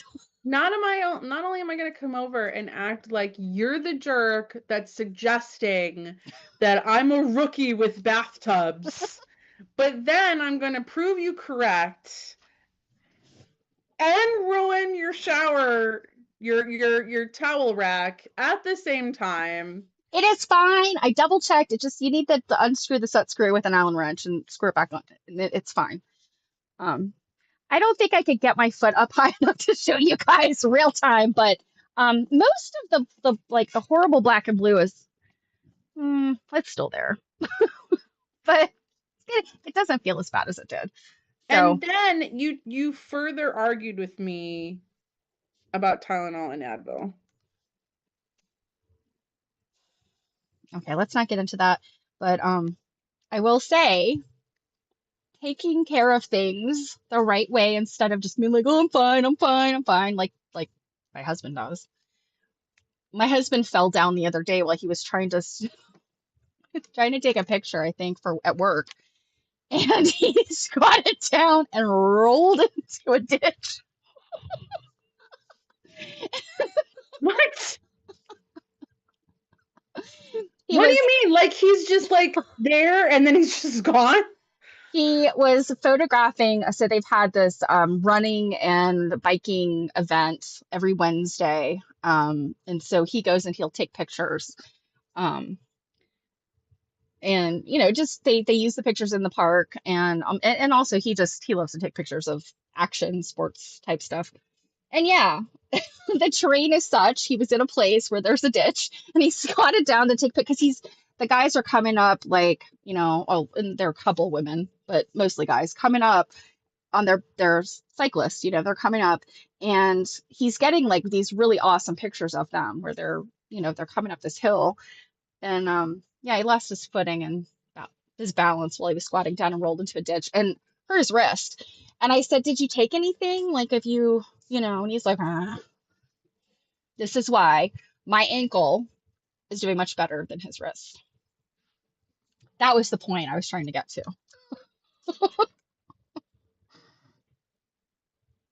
And also, next time I visit, I'm gonna have to use your shower. I cannot have a redo. Well, I actually think you're not going to have a choice. You're not gonna let Because, me use the fluffa yeah, tub anymore. well, unless you're going to take a bath, but you will be barred from using that shower as a shower. God. And it's so funny because like someone's been like, oh, like why don't you like rip that out and have it replaced? I'm like, it's the original clawfoot tub. Like, Oh, why would I? it's a beautiful clawfoot Um, tub. Yeah. and like I'm like, now have I showered in it? I have not. For the reason that that's a big step up, and I'm just like, ugh. Um, Someone else had mentioned like, well, you could build a step, and I'm like, yeah, maybe I'd be more likely to do that than to remove the tub. So, I think if um, only there was like a grab bar right there, like on the wall between the shower curtain and the sink. like Like if, next to the sink, yeah.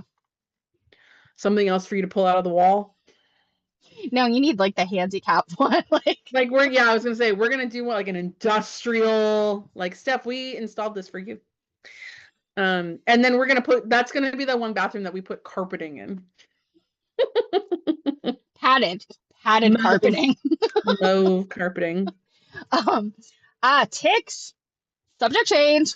He hasn't mentioned ticks this year, but in general, we are always on the tick watch because even though he's not out in the field as much as his employees are, and they have had some serious Lyme disease issues over the years with I know there was one person I'm trying to remember I don't think she was a ranger. I don't think she was a park ranger. I think she was associated with like there's like a horse a mounted something or another. I think she was associated with that. And yeah, she got Lyme disease and it you know, I guess they didn't diagnose it fast enough. If you get the diagnosis quick enough, like my next door neighbor had Lyme disease and she got the diagnosis quick enough and they put you on those massive, antibiotics and stuff and she's okay. But without it, so the woman that my husband knew, and I mean she ended up I think she got like a workers' comp situation because it happened work related. Um, but like there was a point where her eyes didn't track together anymore. Like the virus. I mean, Lyme disease is a virus, right? It's not bacterial. Mm-hmm. It's Mm-hmm. virus, yeah. Whatever how the virus like attacks your I don't know if it's like your nervous system or whatever. Like her eyes wouldn't track together anymore. She literally like was cross-eyed because her eyes wouldn't track anymore. And yeah, she was completely disabled after a couple of years. That scares me so much. Well, and it's not, I mean, Lyme disease is really frightening, but it's also not like there's a bunch of tick-borne illnesses. Yeah, Like Rocky my Mountain dog spotted suffered from fever. one. Yeah, and then there's the Lone Star, whatever Mhm. that the Lone Star tick. There's something with that one too. Yeah, it's scary. Yeah, yeah, those little black ones, those are the deer ticks. You have to watch out for those. If you didn't get the ring around it, typically, generally, not always, but generally okay. Um, but if you get that bullseye situation around the tick bite, it's like as soon as you see that, you gotta get to the doctor and get antibiotics. And I think that's how it happened with my neighbor. She does a lot of gardening, so she's outside a lot. And yeah. But you had some mosquito related stuff too, didn't you? When your other place when you had that roof issue? Oh no, dead on your skin. Well, see that's the thing. You've got that like the gamma radiation blood, and the tick was like,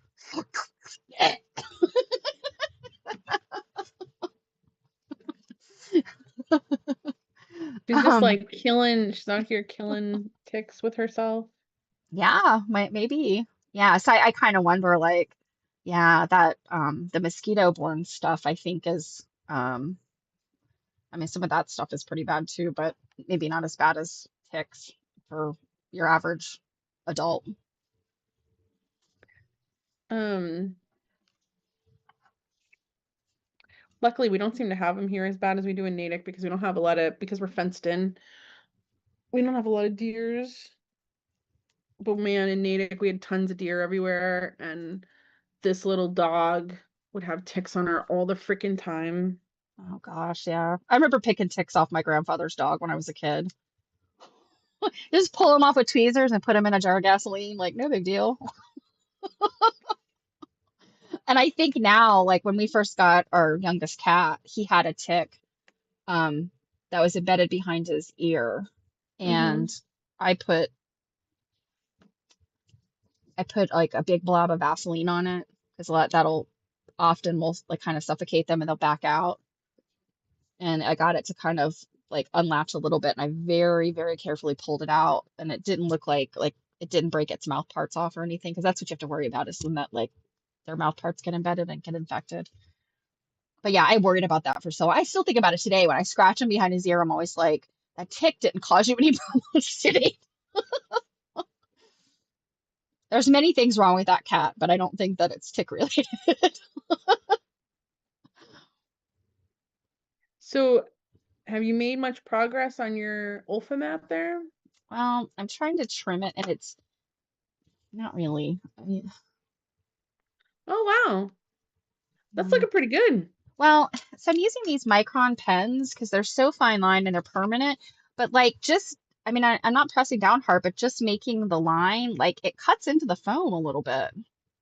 Like it makes a divot in the foam. I don't like that. But Well, I mean, I thought it looked pretty good. oh my gosh, a tick right after snow? That's pretty crazy. But yeah, the Yeah, deer. they just burrow right underneath the top of the surface. If it gets warm enough, they'll come out. Yeah. Oh.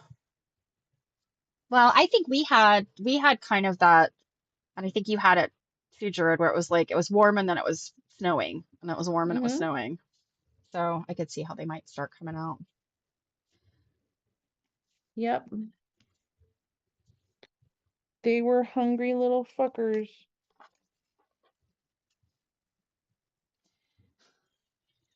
Luckily, though, there is a Lyme vaccine for dogs, apparently, that I had never heard about. Is there? I didn't know that. Yep. And the last, not, I don't know, maybe it's probably been at least a year. When the vet finally mentioned it to me and I looked all shocked, he was all like, "Oh, have you been turning this down?" I'm like, "No." Like literally no one's ever mentioned that this was an option. Yeah. I And I feel like if you're in New England, like it should probably be pushed harder because, like Lyme disease is like, Lyme, Connecticut. hmm Um, and he was like, "Oh yeah, like it's blah blah blah," and like, and I'm just like, why have I not? Literally, why have I never heard about this? Especially considering that she's had a tick-borne illness before. Oh my goodness. Um, so, and since we've, knock on wood, since she had that shot, she hasn't even been bitten by a tick. Interesting. So I wonder if it also makes them, salty Not as and tasty. unwanted. Not as tasty for ticks. Yeah. Um, well, like yeah. The white-footed mouse. Huh. Are those different than like field mice? I don't, I guess I'm not familiar with the white-footed mouse. But yeah, it's like all that lovely little wildlife that we want to protect, of course, and we love to look at it in our old homes. They creep in, or just around here, the deer, are quite abundant where I am. Um, Even though we live in a very busy road, we'll see them wandering around, getting hit, unfortunately.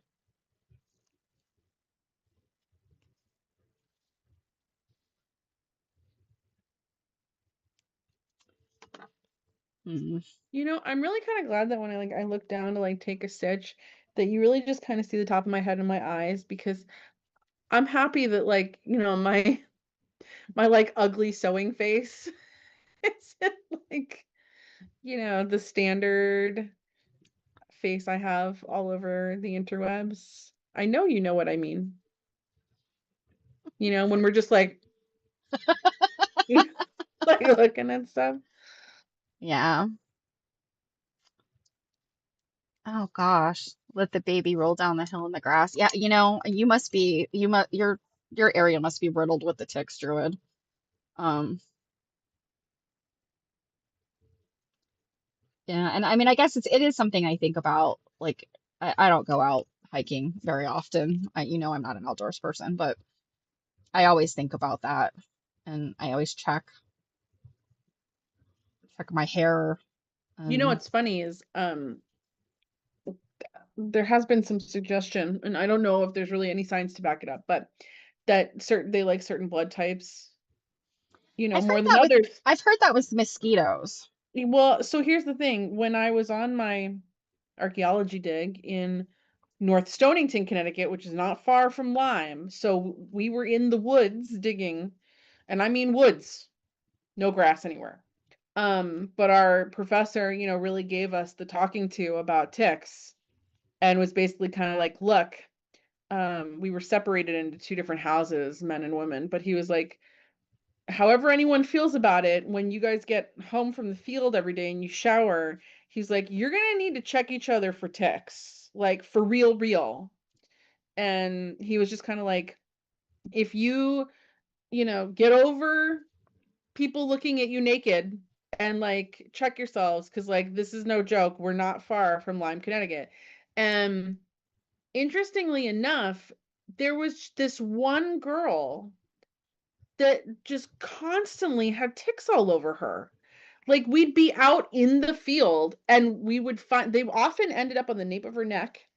And we'd be out there and she'd be, digging away and someone would walk by, her name was Gabby, and they're like, Gabby, you have a tick on you. And they'd like, get it off. And I think maybe everyone else maybe might have found a tick here or there crawling.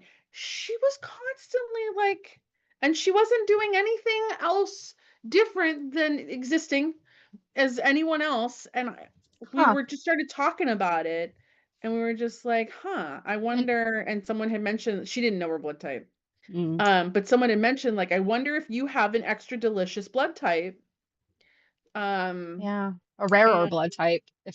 If she's like one out of like 10 people, that's yeah, we had 12, and yep. interesting. Mm-hmm. Yeah, I've heard about that before. I've heard with like mosquitoes particularly because I am a mosquito magnet.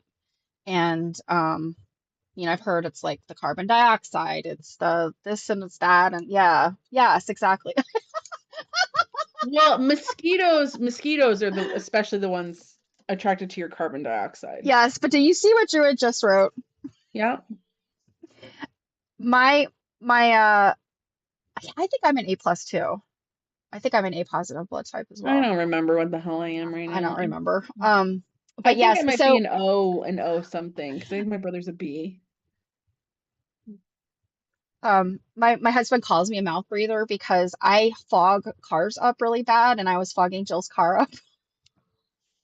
But the thing is like, never when I noticed the car was fogging up and I'd look at you, were you sitting there going like, ugh. I think you're just a humid person. Yes, I know you should know your blood type. I think it is an important thing. It's somewhere. I have a card somewhere with it on there. I think it's A positive. Um, Yeah, I just haven't, I mean, Druid, to be fair, for all intents and purposes, while I should know, I don't think it's good that I need to tell everyone on YouTube. So, well, especially if she's got a rare blood type, people are going to come after you. Get that universal blood type? You're gonna squeeze Jill that for all of one's her. that one's not as rare. What isn't the rarest one like an AB positive or something I like can't that? remember. Um, Yeah, I think O is the universal one though, isn't it? Is it type O the universal it one? yes, it's a certain kind of O though. I forget O which, O positive. something like that. I don't think I'm that one. But I just remember that like I have the same one as like my dad, and my brother has the same as like my mom, and I'm pretty sure my mom was a B positive or something. Oh. Um, So Janet hmm. says, quick look, says that ticks are slightly attracted to an A blood type.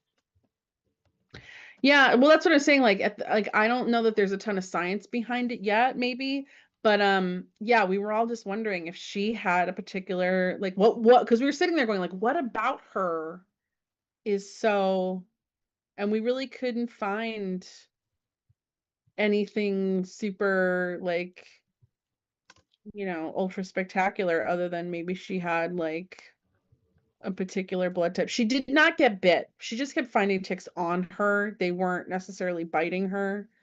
But I think by the end of, we were there 5 weeks. I think by the end of it, we counted something like 46 ticks. And on the one hand, she was 46. Oh my performing a God. service because if they were on her, they weren't on They weren't us. on you. Yeah. So we brought our own tick magnet. See, I would have been that person. I would have been the tick magnet probably.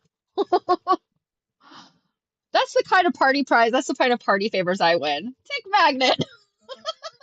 I'm never my raffle ticket. It's always the person with the number before me or after me that wins, but I am a tick magnet.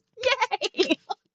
Druid, I think the only time I was ever told my blood type was when I was in like 6th grade. And that's You know, probably why I don't remember. I think I got my blood type from the one time that I tried to donate blood and they laughed at me. Ah, O negative. Yeah, that makes sense because it's a positive. Isn't that the RH factor thing that where you get the plus or minus? I think that's the RH. And so I would think that a negative would be the better one for because the RH factor can cause problems, I believe. If I'm remembering my high school human physiology.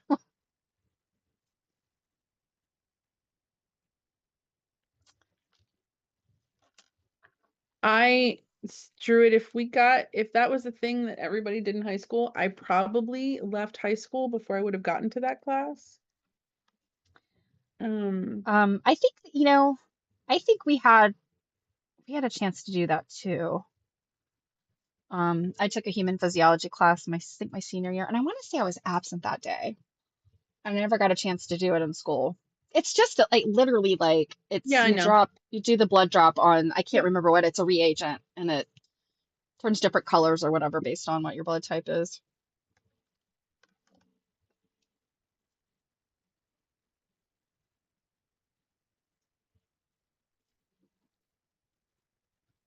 I've made a number of Mickeys today. Oh, very good.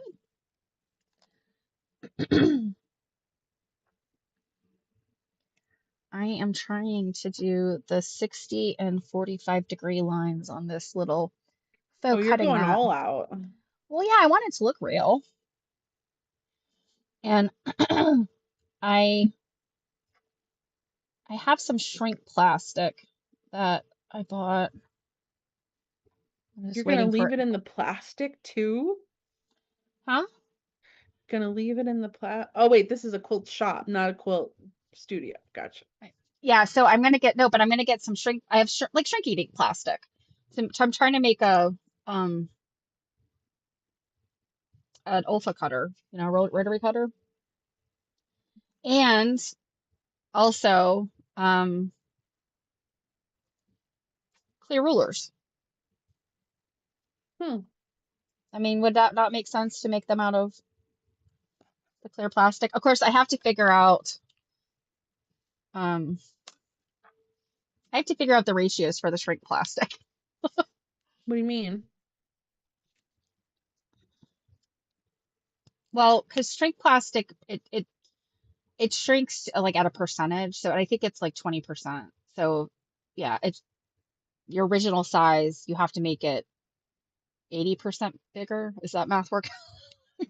I'm terrible at Hmm. math. But yeah, so what you end up with is the 20% the size of the original. So I have to do the math to figure out because I want it to be realistic looking. I don't want to have like this tiny. That's the one thing that bothers me with miniatures, you guys.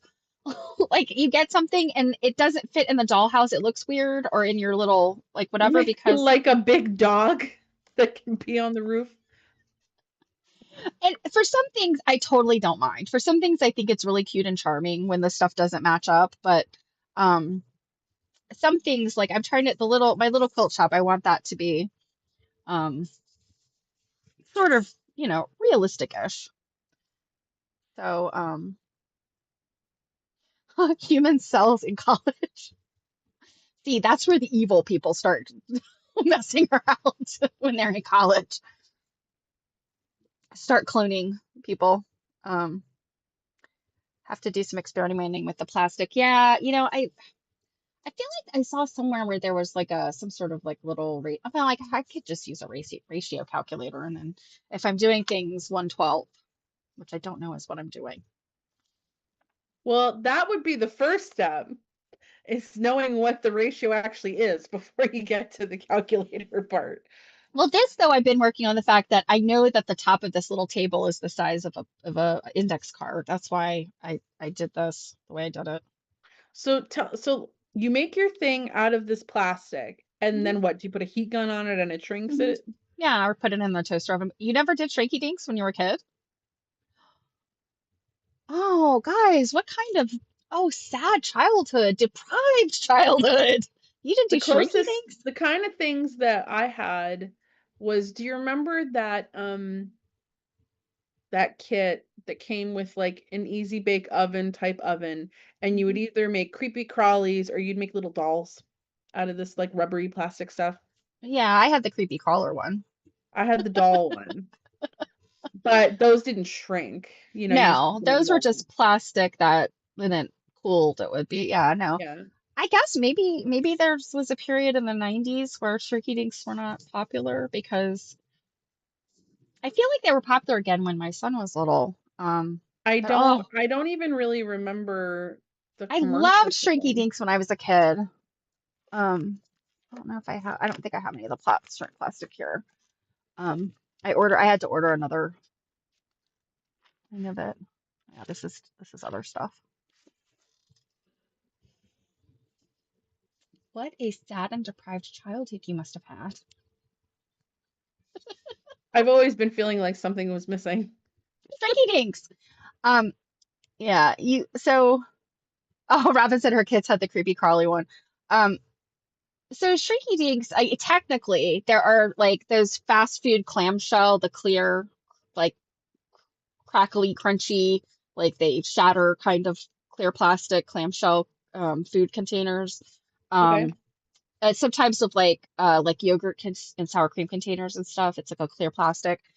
That is the type of plastic that shrink eating plastic is made of. I can't remember if it's like poly whatever, poly something. Because there's like soft plastics and then there's shattery plastics, and they're one of those shattery plastics. But so you can use like just recycled stuff from your trash, but I wanted nice flat plastic, so I ordered some more from Amazon. It was like So, seven and then dollars. what will you do to get the color? Paint it, marker it, like what? So the way the original Shrinky Dinks were, they had like a frosted side, like it was where it had been sanded, so it was frosted, and then you just used colored pencils, and or you could use markers like Sharpie markers, stuff that would be permanent. Um, I have some yellow enamel paint that I was gonna paint with to make. Hmm. That's kind of where I got the idea. And for the blade, I just have to find it. I have this huge collection, this huge box of mixed sequins, and I'm pretty sure that I have plain um silver like paillette sequins, so not the fluted ones like I'm but saying like you literally flat. just need one.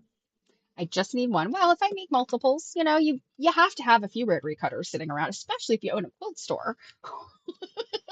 And tell me again, like what is this just for funsies, or are you actually building this for something else, like for another end goal? Oh, I'm just doing it for funsies. Oh, wasn't sure if maybe it was for a show or something. No, just for funsies. Some of it is things I've made, and some of it is, the little plastic shelves and things from the Are dollhouse in you the gonna Miniverse world. are you gonna have quilt samples in there? Yeah, it's been slow going because I haven't. I made a bunch of tiny fat quarters back around Christmas and tiny, tiny little skeins of embroidery floss. Oh my, like how tiny? Very tiny. They're probably like a half an inch. Like I used a strip of paper and I wound it, and then I slit the little bundle off and put a tiny little paper label around it. Do you have to do some of this work with like tweezers? Yeah. my fingers are too fat. Like this, so I have this little bottle that I was trying to tie this little piece of twine I Twine. have, Hmm. and my fingers are just too big and fat to make the loop, so you have to use tweezers to do that. So yeah. Um, there's these little Harry Potter toys that make they're these little tables, little wooden tables. But if you get Hmm. three of them, you could glue them together into a shelf. Yeah, that's cool. So can you imagine? We got Bolts. some bolts of fabric in there. Those have to be half bolts. Yeah, that's cute.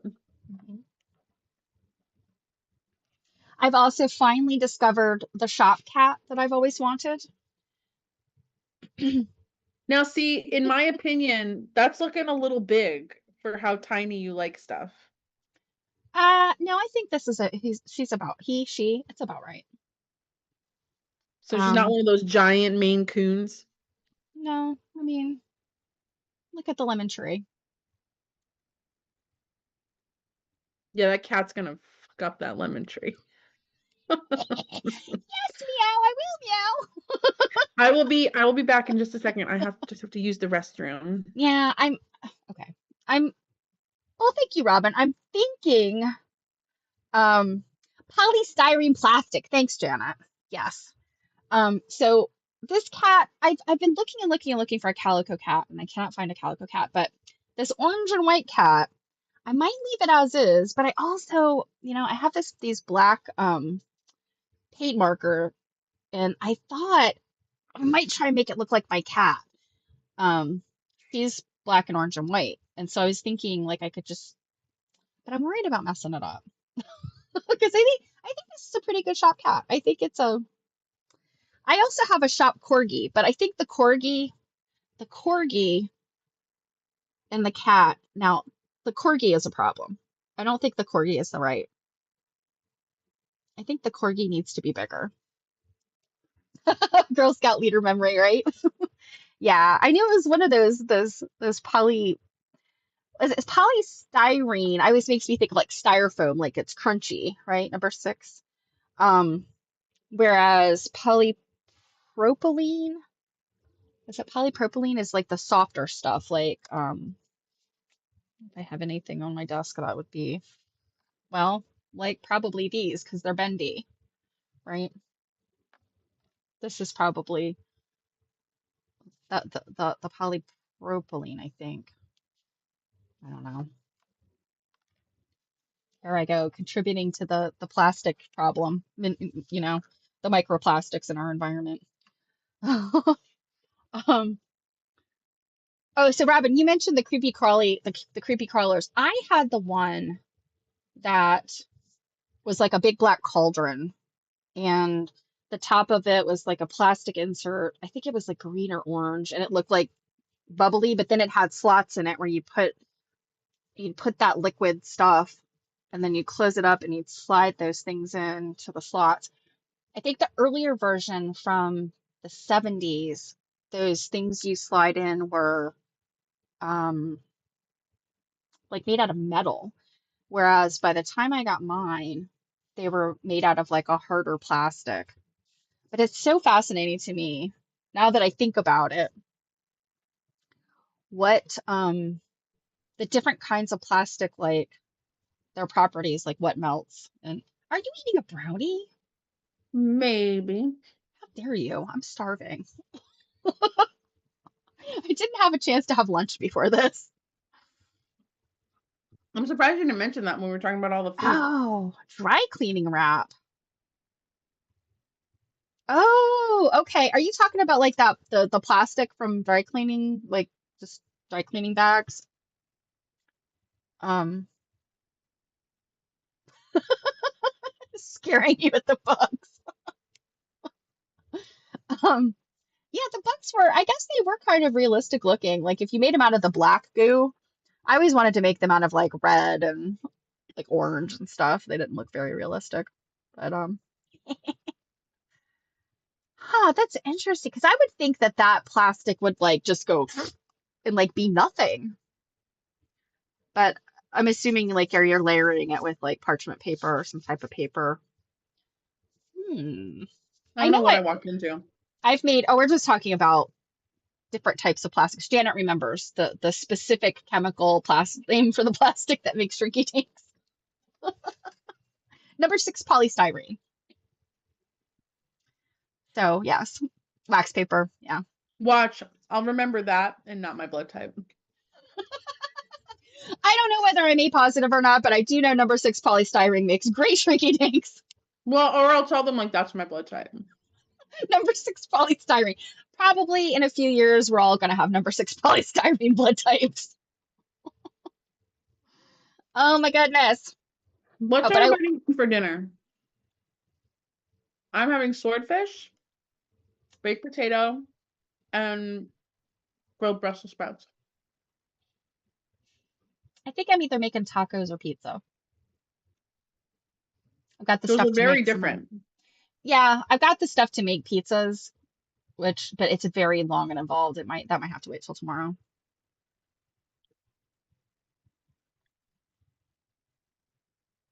Oh, yeah, like and I think that's why I remember that my blood type is positive because that's one of the things that they get you during pregnancy to find, because it's dangerous to the baby if you've got different, the RH factor is different.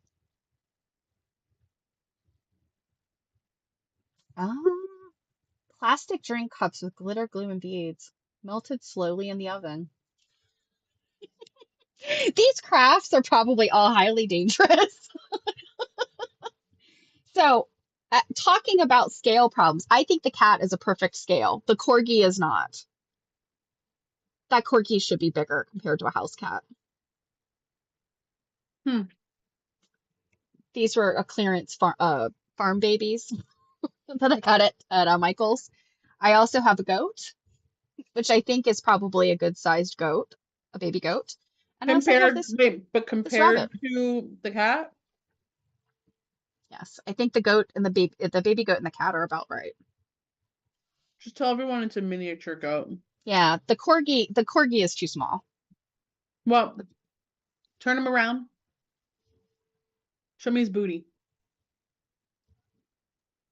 Yeah, that is way too small of a corgi booty. Yeah, that's not right. Corgi's got a big Um, booty. I think this rabbit, I don't know. There's some big rabbits out there. yeah. Or is the cat too big?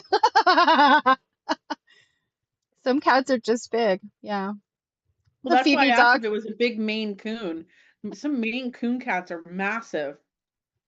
Um, yeah, no, I think this I know some people in the miniature community, and oh my goodness, some of the people, I mean, I told you guys about the redheaded and the black babies. Like, we need to be careful what we say, people. Um, some people are like super specific, like if it doesn't look right with Barbie, it does not come into their collection, right? Why is And Barbie like the because they're people that do their doll stuff is based on Barbie. And oh, Barbie is a very specific size ratio. It's neither 1/6 or 1/12. I think Barbie's like 1/8 or something. so It's that's a it's weird. special kind of crazy. Yeah. But then there are people that are like 1/12. It's got to be 1/12. And 1/12 is kind of the standard for for doll houses, 1 foot equals 1 inch. Um, Yes, Kathy, the dog in the distance. I am drinking a Diet Dr. Pepper. Very far away corgi, very close up cat. And Stephanie doesn't like it. It's one of those little tiny cans. And the reason I often drink the little tiny cans is because oh, you're drinking one too. Cheers. Um, I am notorious for opening one of those big cans, not finishing them and leaving them, I'm more likely to finish the small ones. So I waste less.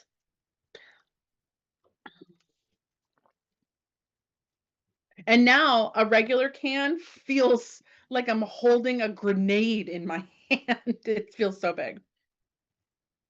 See, the tiny cans to me are like 2 sips. So what though? Because but for me being, they definitely don't feel like 2 sips, but then I'm not going to waste a Now I bunch of stuff. understand. I So understand if you're a sipper, but yeah, it's like my one vice, my one addiction. I could like cut everything else out of my diet, but I cannot cut out Coke Zero. It's I my one think you're a addiction. liar, and it is not the only thing you couldn't cut out. I don't know who you're trying to convince here, but Coke Zero is my one addiction. I have like a 16-ounce Coke Zero every day, I think. what would you drink if they didn't make it anymore? I would cry first. I'd probably Diet Dr. Pepper. I used to drink Diet Dr. Pepper too. You know, it's funny. I used to not. I used to be a straight up Pepsi, and then I could have a Dr. Pepper every now and then, but then I kind of rediscovered it one day on accident. And I was like, oh yeah, I forgot I like these. I wish I could be one of those people, Druid, who just can take or leave soda. Yeah, I Um, don't drink it near as much as I used to when I was in college. I used to drink a lot. well, it's always been like the source of caffeine for me. Like, for a long time I didn't drink coffee at all. It was, I I had, like the bubbles. yeah. I have to say I do. I will drink like a seltzer water if a See, I restaurant, don't like those bubbles. yeah. I don't, you can, it's funny. People are like, oh my God, it's like the same kind of bubbles. The thing is, soda has enough flavor so that I don't taste the air in the bubbles. Seltzer water, I taste the air. Okay. Yeah. Iced tea, absolutely, Janet. Like I probably had iced tea in my baby bottle. We, we were iced tea people. And it was probably when I was in high school that I probably started drinking soda a lot. Um, and then very much in college is I think really started the habit. Mm, But my mom would buy me Diet Dr. Pepper when I was in high school. So, mm, oh yeah, a crispy Coke. Yum yum. mm. Yeah, Robin, I can only drink sparkling water if it's one of those ones that like has um like there's one Kathy, that you're that has absolutely right. You're right. but like there's one I used to like that was like the flavor was like a black cherry or something, and that had enough flavor to it where I didn't taste the air. But Well, otherwise, it's like drinking television static. Like, that's what that's what it feels like to me, with like a hint of like helium, you know? Like, it does. Yeah, I mean, I straight up seltzer water does have, and the source of the water too is part of it. Like if you're like at a bar and they're just using water that's pushed through the carbon dioxide mixer, that's gonna taste different than say like, yeah, Perrier, a bottle of, or yeah, Topo Chico. Like it tastes different when it's bottled. But yes, absolutely, the bubble size is different depending on how something is carbonated. Um, I want to say, is it naturally carbonated stuff has finer bubbles, I think, than I have mechanically no idea, but I carbonated? love myself a good like soda fountain. Like I love me a crispy Coke from McDonald's. We may have had one or two of those while I was in town. Well, and the reason is because we had a lot of driving around to do and needed something. And it's Yeah. usually, I will take the credit here. I was like, I need a beverage. I need like a crispy Yeah. Coke. Oh, LJ makes tonic ice cubes. Yeah, I've never done that, but I've heard about it. And yeah, the cubes are like crunchy, right? That is interesting.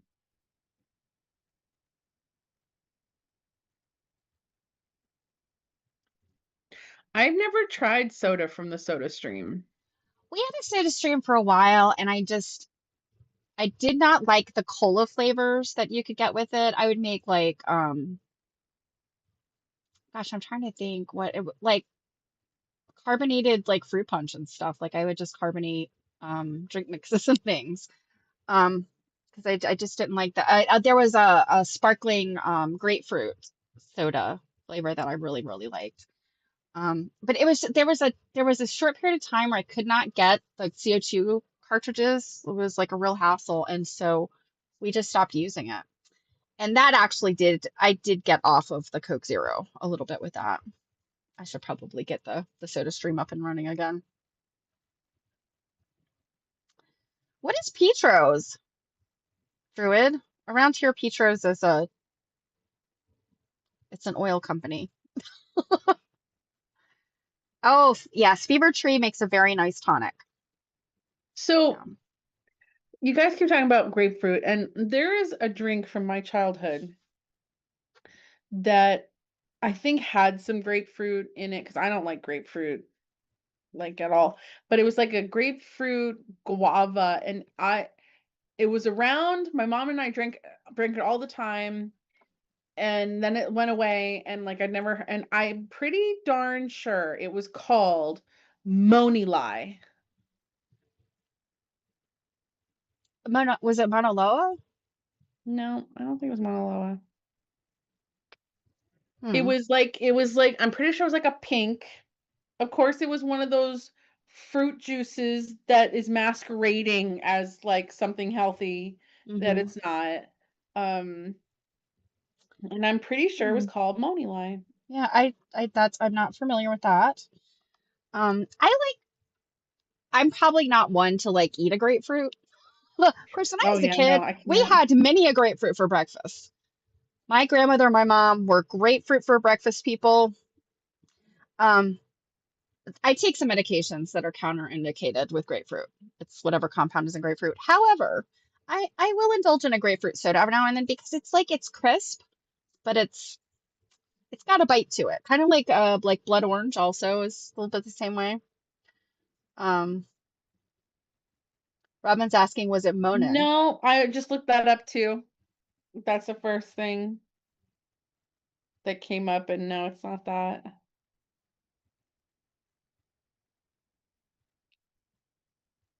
Knee high? No. Oh, okay. So Jared's talking about okay. So this Petros or Petros? That's interesting. Chili over chips with sour cream cheese. Yum. Orange Has that seltzer at all water. helped you decide what you're gonna make for dinner? I'll probably make tacos because they're faster. The pizza, you have to let the dough rise and it takes Oh, longer. Yeah.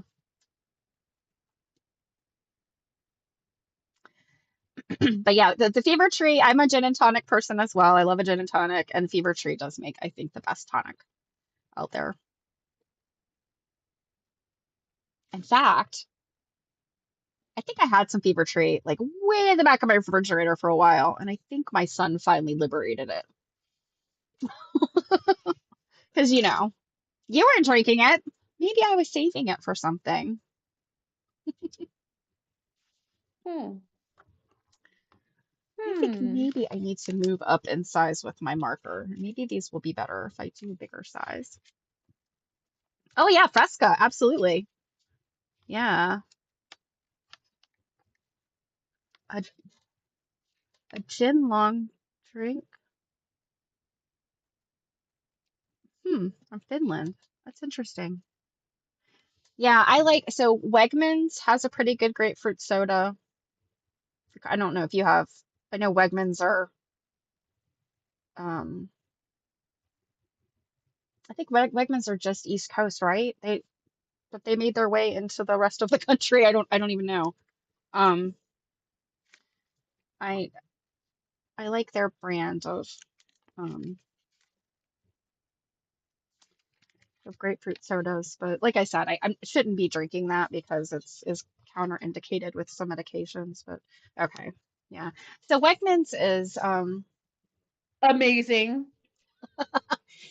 yeah, it's I guess the closest thing that I could compare. And there's really nothing to compare it to.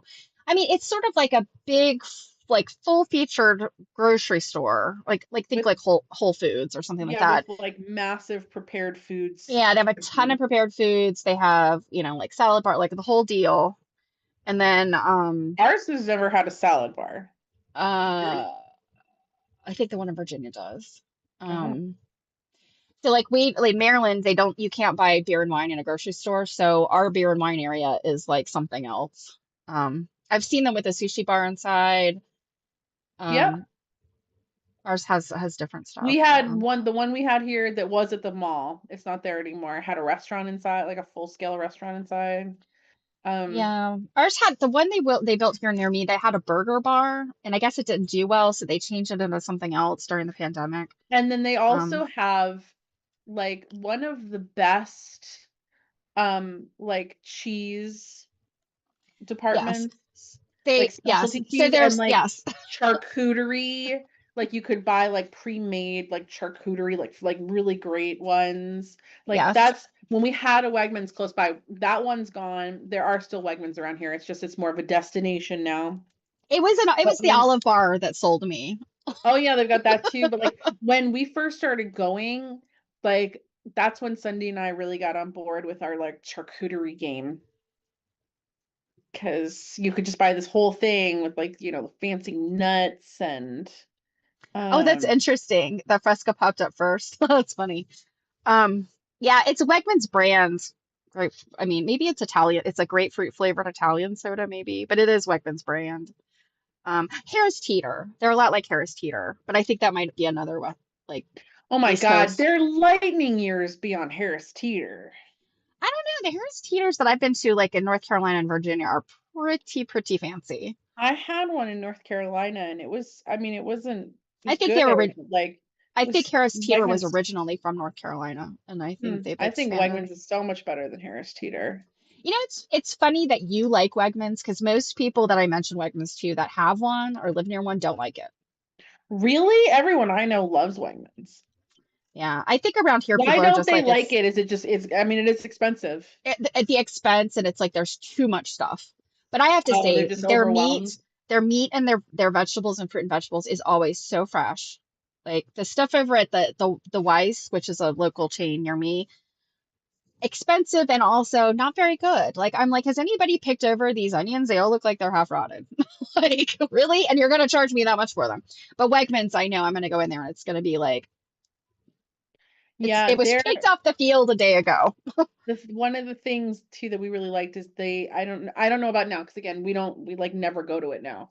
Um, but they used to do their seafood counter would do for one they carried like 6 to 8 varieties of oysters, and before Wow. COVID they would do like $1 oyster deals. Oh And wow. we go in, we love Wellfleets, and we'd go in and get a bunch of Wellfleets. Hmm. And I mean, you got to come home and you got to shuck them yourself, but those were delicious. Like I've never oh, and their bakery. Oh, their bakery stuff is so amazing. Ew, Harris Teeter's owned by Kroger. I think I knew that actually. Kroger's big in Virginia too. Um, I know my mom. Well, I guess it's not that close to my mom, but it's down like kind of where I grew up. They just got Publix, and I know Publix is like a Florida. They were Florida based. Um, yeah, I feel like the grocery stores they play like musical grocery stores, and then they expand, and then they contract, and they buy each other out. And Luckily up here we have a few of like I wouldn't call them small business grocery stores, but smaller like they're only in this state yeah, we have grocery those. stores. We have those. Well, I Um, would say I would call Weiss that, even though they're Pennsylvania, but I think the only place you can find Weiss is Pennsylvania, Delaware, and Maryland. And Virginia, I think they're down in Virginia now, but like they're oh yeah, much right smaller. here. Like these are grocery stores that are probably never going to expand out of the state. Um, like I have one right down the street that still has a full massive salad bar, and they are very expensive because they're a small grocery store. So I only go in there when I don't want to deal with the big chain grocery store because it's a madhouse. Or when I want to get a salad from the salad bar, because like I'm sorry, You're never gonna make me hate a salad. I love me a good salad bar. I too like a salad bar. And that's the reason I loved Ruby Tuesday. And now they're like all I gone, know. except the last Oh. one I saw was in Pennsylvania. And Sunday and I went to it, even though we had just eaten, because I'm Yeah, like, I'm oh trying my to god, think. salad bar. Yeah, the Ruby Tuesday near here, they closed because it was in the mall, and the mall changed into like one of those outdoor kind of things. It's not really a mall anymore. I feel like we've got to have a Ruby Tuesday around here somewhere though. Yeah, it's in Reading, That Pennsylvania. beer and wine bar you can't get used to drinking in a grocery store. Well, it's weird to me to go back home and go shopping, like at Target or the grocery store, because in Virginia you can buy beer and wine in the grocery store, whereas up here you can only buy beer, wine, liquor, whatever. It has to be in a state approved, state licensed liquor store. Um, and in Virginia, only hard liquor is sold in the state's own stores. Wow, So LJ used to order two Caesar salads. I can get I can get on board with that. for a Yes, giant Caesar salad, yeah. Ruby Tuesday salad bar. Yes. I used to get the salad bar and then I get their little burger sliders. Oh, yeah. Last time I was at a Ruby Tuesdays, it's probably been since it was probably right before the pandemic, if I'm remembering correctly. It was right after my grandmother passed away, so it was probably like late 2018, early 2019. And they had deviled eggs on their appetizers, and it was like, yeah. And so I remember getting a salad bar and deviled eggs. They were so good. I mean, I'm not gonna lie. I I'm a bit of a deviled egg snob because that's like the thing, you go to a party and everyone has the thing they're asked to bring. I'm always asked to bring deviled eggs. Um, and I've had some commercially made deviled eggs that were the worst things I've ever tasted in my life. So I would be a little like, raise an I eyebrow. think the ones at Ruby Tuesdays, I think were very good because I'm very picky about eggs. I'm weird about eggs. I am very picky about eggs.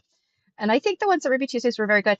There is a restaurant in Southern California, and I cannot remember the name of it. It has something to do with the dogs, something dog, wild dog, lazy dog, my dog. I don't know. They make deep fried deviled eggs. They're so good. I went there twice when I was in San Diego last time. You know, I it's have you seen that like meme that's like, gonna make scrambled eggs for breakfast. Oh my God, I can only have two eggs. Like I can't have more than that. That's disgusting. Deviled eggs, I will eat 25. Yeah, deviled eggs are very easy to throw down. I guacamole deviled eggs. Okay, Dawn, I can eat a fancy deviled egg, but my favorite are always going to be, and my family recipe from grandma is mayo, sweet relish, Mhm. and ground mustard, and then paprika on top, and that's it. Paprika, yeah. Yep. Yep. And And LJ said, here we go with the mayo again. You do need mayo in deviled eggs, in my opinion. well, and Yeah. I've had some where what they use, and they don't use mayo, they use vinegar. And like that's it. It's just the Hmm. yolk and vinegar, and then they pipe it back into the egg, and it was Interesting. disgusting. Hmm. Hmm. Okay. So Robin has a Ruby Tuesday. There's got to be some Ruby Tuesdays around me somewhere. Yeah, Surely. I think like all of them in Massachusetts closed. Hmm. Just out of curiosity. I'm gonna have to go soon because I'm starving. I Kathy, it's funny that you mentioned the food processors and making your own mayonnaise. My mom used to tell me horror stories about trying other people's homemade mayonnaises, and she like refused to ever make her own. We're a Hellman's house. Duke's. Duke's mayonnaise only. Hellman's is, I mean, literally, if they're If there is no other option, I could do Hellman's, but It's Duke's fine. I mayonnaise, don't need I something don't new. need to make you like chicken salad and double dip. That's fine. Um, there doesn't appear to be a Ruby Tuesday very close to me. But, well, Oh, were you just thinking that you would change from pizza, tacos, and go to Ruby Tuesday? no, I was just curious where. Okay, so the closest one to me is Linthicum Heights, which is down by the airport. I know exactly where that Ruby Tuesdays is. Next closest one is New Freedom, Pennsylvania, which is Is the one in Reading, Pennsylvania still showing up? I see Gettysburg. See, it's bouncing back and forth between Pennsylvania and Maryland for me because of where I live in Maryland. Yeah, there's a good number of them here. There's Delaware. Wow, there's a new one. Oh no, it's a new look. Sorry, Oh. they refurbished in Woodbridge, Virginia. Um, There's a standalone restaurant that we like to go to in Maine that's a seafood and steakhouse place. And they have one of the reasons we really like to go there is because they have a big salad bar and they have a soup bar. hmm. I do like a soup during the right. Yeah, they'll do like 3 different soups on their soup bar. I don't know that the Reading, Pennsylvania one is still there. It's not coming up. Of course. But there are still a lot of them in Pennsylvania, so Any of them close to the stomping grounds that we go to, though? It sounds like Gettysburg would probably be the closest. yeah, probably. Lebanon, I think I saw one in Lebanon. Oh, okay, that one might be doable. But once you get to Pet, like, remember, we just stumbled upon it, and it was actually, it's funny. It's because I had to run to a Joann's to get more safety pins because I was there buying and tagging quilts. And we just found it. But when I'm in Pennsylvania in that area, knowing the other food choices, do you think it would be easy for me to decide, okay, let's go to Ruby Tuesday based on the other options available? Like Ruby Tuesday or grilled cheese with bacon jam, you know? I would pick that over Ruby Tuesday. Exactly. Or that Mexican place that's there. Or even that the tiny breakfast diner, or like it wouldn't be easy to choose. Yeah, I'm gonna say Shrewsbury is probably the closest one to me, or the And one by we the airport, Linthicum. hmm. Hmm. Wow, it's crazy how fast time went today. I know. Lazy Dog. Yes, thank you, Janet. It is Lazy Dog, I think. And hmm. Hmm. Grilled cheese, green chili, bacon, oh, the green hornet, that sounds good. Oh my Yeah, but it's goodness. still not as good as this bacon jam grilled cheese, I'm telling you. Yeah, the bacon jam grilled cheese is very good. I love sandwiches, I gotta say. And grilled cheese sandwiches with like all sorts of toppings, heck yeah, I could do that anytime. Um, yeah. Now I'm sitting here like, man, I kind of just want grilled cheese or Um, yeah. All right, so if anybody's never had Duke's mayonnaise, I suspect perhaps you can only get it on the East Coast and the South. Do you have Duke's mayonnaise in your grocery store? I maybe I think feel like I've seen it before. I've never had it though. Got a yellow lid and a black and yellow label. I can Um, picture the label. during college bowls, there was a Duke's mayonnaise bowl. You know that they're big enough somewhere.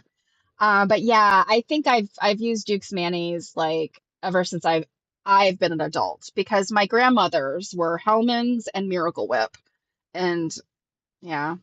So Robin says no Dukes. Okay. So I'm guessing that yeah, Midwest and West Coast must not do Dukes. I'm so sorry for you guys because Dukes is so good. And Druid's like, I'll kill anybody that has mayonnaise.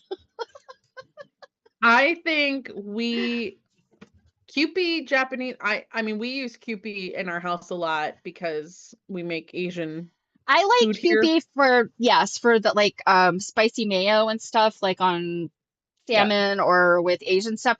I do not like Kewpie mayonnaise in like other types of dishes. It almost has like a Miracle Whip kind of edge to it because it's got sugar in it. Yeah, it has a very distinct flavor, so I can only really use it Yeah. in Asian cooking. Um, Chili rellenos. Yes. Yes, please. I love a chili relleno. I think we should have Just a ate it all. I think we should have a quilt nerding cookout, and the theme should be mayonnaise. How to make Druid run far away from us. And one thing that we will have there though is yellow mustard on watermelon.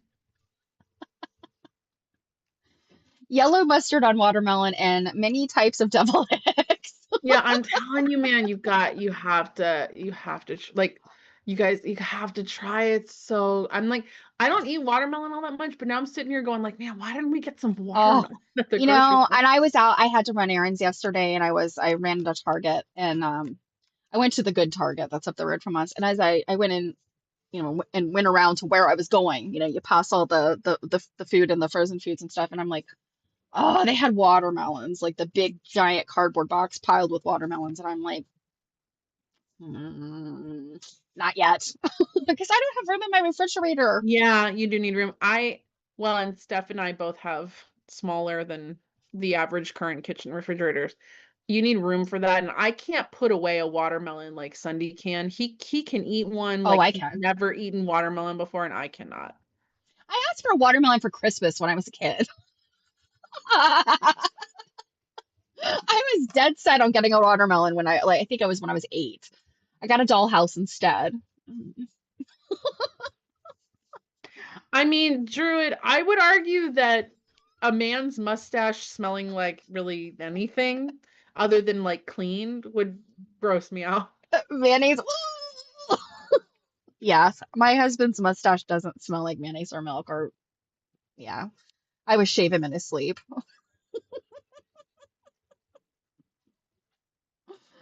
Oh my goodness. I will try. I Red will wine try. ice cream floats. Yes, I will try the red wine on. Don, are you taking notes? There's some things we need to do in August, apparently. Like, um,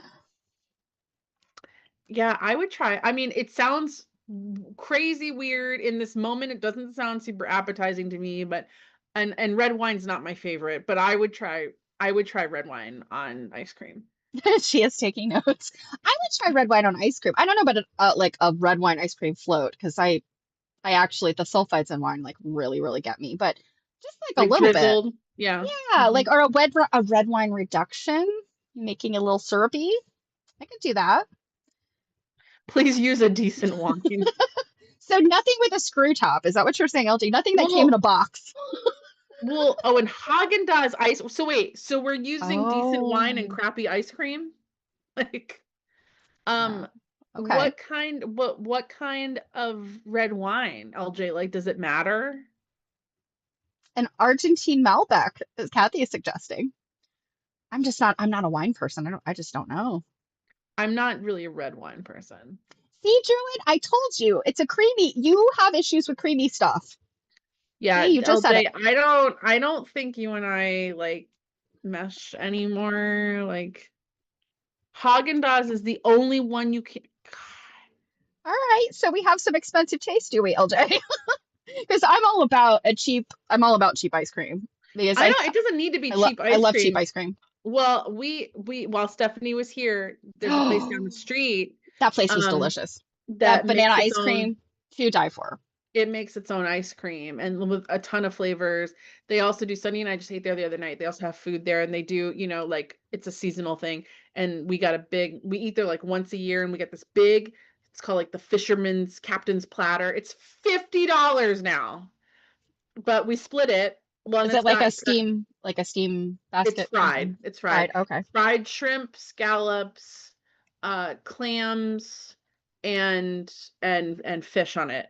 Um, and it's delicious. But again, we only do it like once a year because it's expensive and it's a lot of fried food, and we can really only do it once a year. But their ice cream is really, really, really good. But you like yogurt and stuff. Well, you know, Jared, just because you have issues with one thing doesn't mean that like you can't like other stuff. I'm just saying, like, I feel like there's there's consistency in that. It's not just that you don't like mayonnaise. Because my mother's got weird milk issues, like milkshakes, smoothies, absolutely not. Um, Yet Interesting. Smoothies, how could she even tell there's milk in it? she is so weird like that. But I can't really drink straight up milk. I could as a kid. I can't. It has to be at least chocolate milk. well, see, that's the Or I thing. can do milk and cereal. She drinks straight up milk, and I like my entire life, milk has just made me like, like I just Um, but yeah, and I love milkshakes, but I like fraps. yeah, no, she can't do stuff like that. She just, ooh, yeah. In fact, it's hard for me like recipes with milk. I keep boxes of powdered milk in my cabinet just so that I can make it because like soups and things that need like you're supposed to put like a cup of milk in or like mac and cheese, whatever. I'm not gonna buy it's gonna like the milk is gonna go bad, but I can mix You it can up. buy small things of milk. Yeah, I know, but do I ever remember to buy them? I like Um, eggnog, Kathy. oh, I don't do eggnog. I only really like one brand of eggnog though. I don't know if you guys have the Hood brand. I had a hard time finding Hood down in North Carolina. Yeah, So, I don't know. I don't know. I don't um, drink it. I don't like eggnog. I like eggnog. But I can only have I only like once a year we buy like one carton and during Christmas and like that's it. And Like then I you're can't done. like I can get sick of it. So like I can only have like one or two glasses of it during Christmas time and that's it.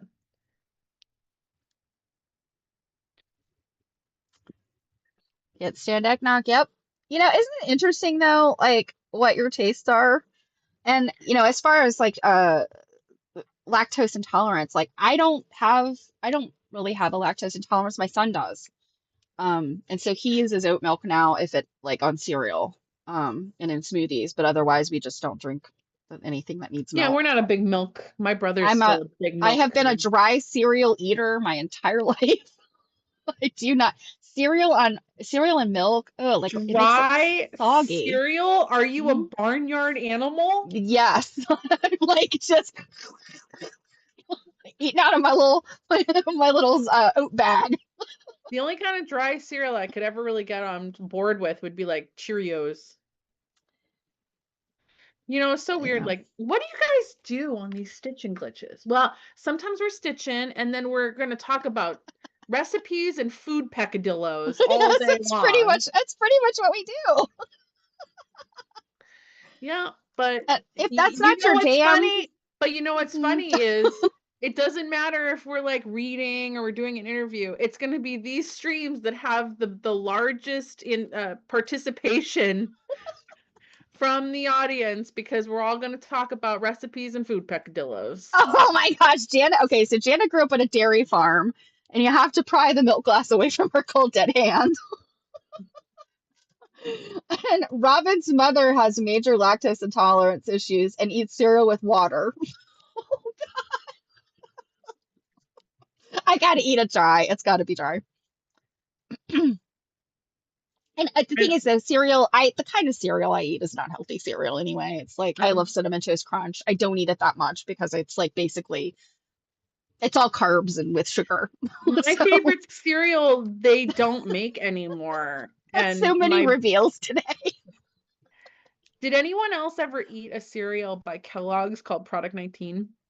It was like a I cornflake remember cereal. I remember it. Yeah. Yeah, it was a red box. God, we loved that stuff growing up, especially with bananas on it. And when I was living in North Carolina, I couldn't get it down there. So when I would come back to Mass, I would buy like 6 boxes of it. and bring it down, and they got rid of it, and I'm so sad about it.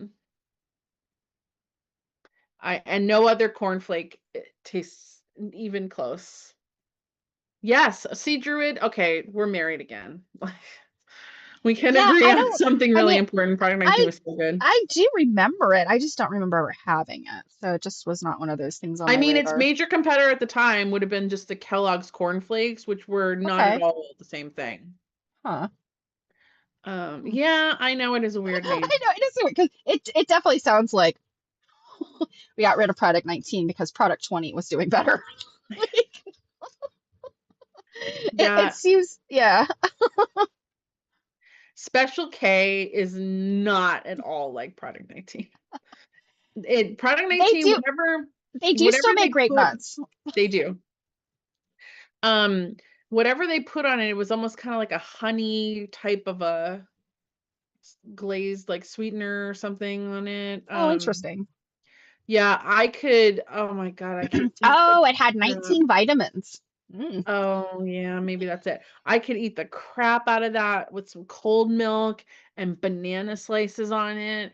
Yum. So grape nuts are disgusting on their own, but my mother makes this grape salad, which I know sounds gross, which Druid, cover your ears because it involves creamy, mayonnaise sour cream stuff. But it's that I think it's sour cream though mostly. I don't even know if there's any mayonnaise in it. I think it's sour cream, but it's literally like grapes, like red grapes. You cut them in half. It's got the sour cream. I think it's got some like brown sugar. I can't remember. There's something else, like I maybe feel like it's next you're slivered gonna tell almonds. me like a conversation we had with Dawn, and next you're gonna put this in a Jello mold. No, there's no Jell-O mold. But then you sprinkle it with grape nuts. And I want to say there's something you do with the grape nuts, like you toast them like in a pan or like a dry pan or something. In any event, it sounds absolutely disgusting. It is so Ca- good. It is Kathy and I, surprisingly like very, very good. Kathy and I were on the same page because she just says, "I hope it doesn't have Jello in it." No, any kind of southern dessert with nuts and Jello and ugh. I wouldn't have ever been able to eat that stuff anyway because it was usually pecans, either pecans or walnuts that they put in there. Um, ambrosia, that was one where you mixed Cool Whip and Jello so that it's opaque, and then it would have like chunks of, I don't know, pineapple, coconut, nuts. Ugh. Didn't ambrosia salad also have like marshmallows in it or something? Yes, yes, you're right. Marshmallows.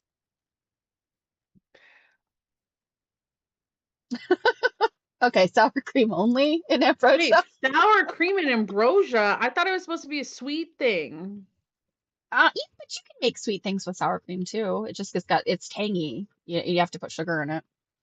Hmm. It'll have a different like I consistency, really, obviously. I really have the craving too now to make that poke cake. But oh, that looks great. I'm always like, I always use Cool Whip, but now I'm like, maybe I should try it with like homemade whipped cream. The only reason I probably didn't in the past was it just wasn't something that would get eaten fast enough, and homemade whipped cream doesn't stand up. It loses its oomph after a couple days, you know. Oh, I should have grabbed the Calaveras County cookbook to see if ambrosia's in there. I feel like every cookbook, like all the church cookbooks that my grandmother had, my dad's mother, they all had ambrosia. I've never had it, thank goodness. Ambrosia and date bars. Date bars are the other thing. Hmm. Ambrosia salad to me feels like it's on par with a my God, what was that thing you get during Christmas, that like fruit loaf or something? Fruitcake? I don't know that I've ever heard it called cake. It came in like as like a loaf. Like a brick, basically. Yeah. That's Was it called fruitcake. fruit Yeah, cake? that's fruitcake. Yeah. I thought it was called something else. It's fruit cake? Well, there's the panettone that remember that thing that Janet had? She had the cookies and then that cake thing. I know that comes with fruit in it too around Christmas, but I No, think I you're thought thinking of it was like, called something else. I don't know. I personally like a 12th night cake. A 12th night fruit cake is some of the best fruit cake. Um, uh, King George, King, is it King, what's the, King Arthur? The King Mm-hmm. Arthur Flour Company, they have, I get the catalog. I bought one thing from them like one time and I've gotten the catalog in perpetuity and they come out like maybe like every other month and it's like absolute bakery porn. It's like all this stuff and you're like, oh my God, it looks so good. But they have this fruit cake. It's like a 12th night fruit cake recipe that I mean, like it's gobs of butter and you soak all of these little bits of they make like itty bitty fruit bits. There's like ginger, like tiny little bits of crystallized ginger and the lemon and orange peel and all. So you buy that bag of like that fruitcake mix and put that all that diced stuff. Oh my God, it's so good. It's really, really good. You soak it in like apple cider and oh God, it's so good. I'm Let's ready see. to go make dinner now. Yeah, I can make mine nut free. So, but yeah, you're thinking of the cakes that have like the weird green cherries in it.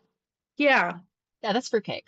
it's just fruitcake. Yes, I honey, thought that's it was just called fruitcake. something. I thought it was Maybe called it was something a else. brand name that you're thinking of or something Yeah, that I like don't you know. saw. Yeah. Yeah, I think it is time. It is time to go make dinner. I'm like really hungry now. Yeah, well, that and Claxton. I got quite a bit of stitching done. I'm actually kind Yeah, of well, surprised. I sort of got this done and I've That looks really cool though. yeah. Well, hopefully my shrink plastic has arrived. I was hoping it would be here before we started, but or you Well, think of Claxton is the brand of fruitcake that's very famous. no, no, maybe yeah, I guess maybe they were just calling it Christmas fruitcake or something. And Hmm. My mom used to joke there was only like 5 fruitcakes ever made by yeah, people Claxton, keep passing them around. and they've just been passed around. Yeah, people say the same thing about candy corn. Although Mary, quilt nerd Mary, she loves candy corn. I like the taste of candy corn, but I She, get sick of it real fast. So I can do like 5 pieces and like that's it. yeah. And Well, no weird pumpkin crap. Like it has to be the original candy but the corn. pumpkin ones are made, I think those are Brock's, and those are made with honey and stuff. So, Hmm. yeah. All right. Yes, I think it is time. It is time. We're all starving now. Yeah, I'm gonna go make everything we've talked about. All right, guys. It has been fun. I'll be back on Monday as usual, and on Tuesday, do not forget we have our interview with Sandra Sider, and Mhm. put it on your calendar if you didn't already notice. We have to move it up an hour early, so we'll be starting at 6 p.m. our time. So I know that's early for our West Coast folks, but obviously it'll be available as a recording. So, all Mhm. right, guys, have a super weekend, the rest of your weekend, and we will see you later. Bye.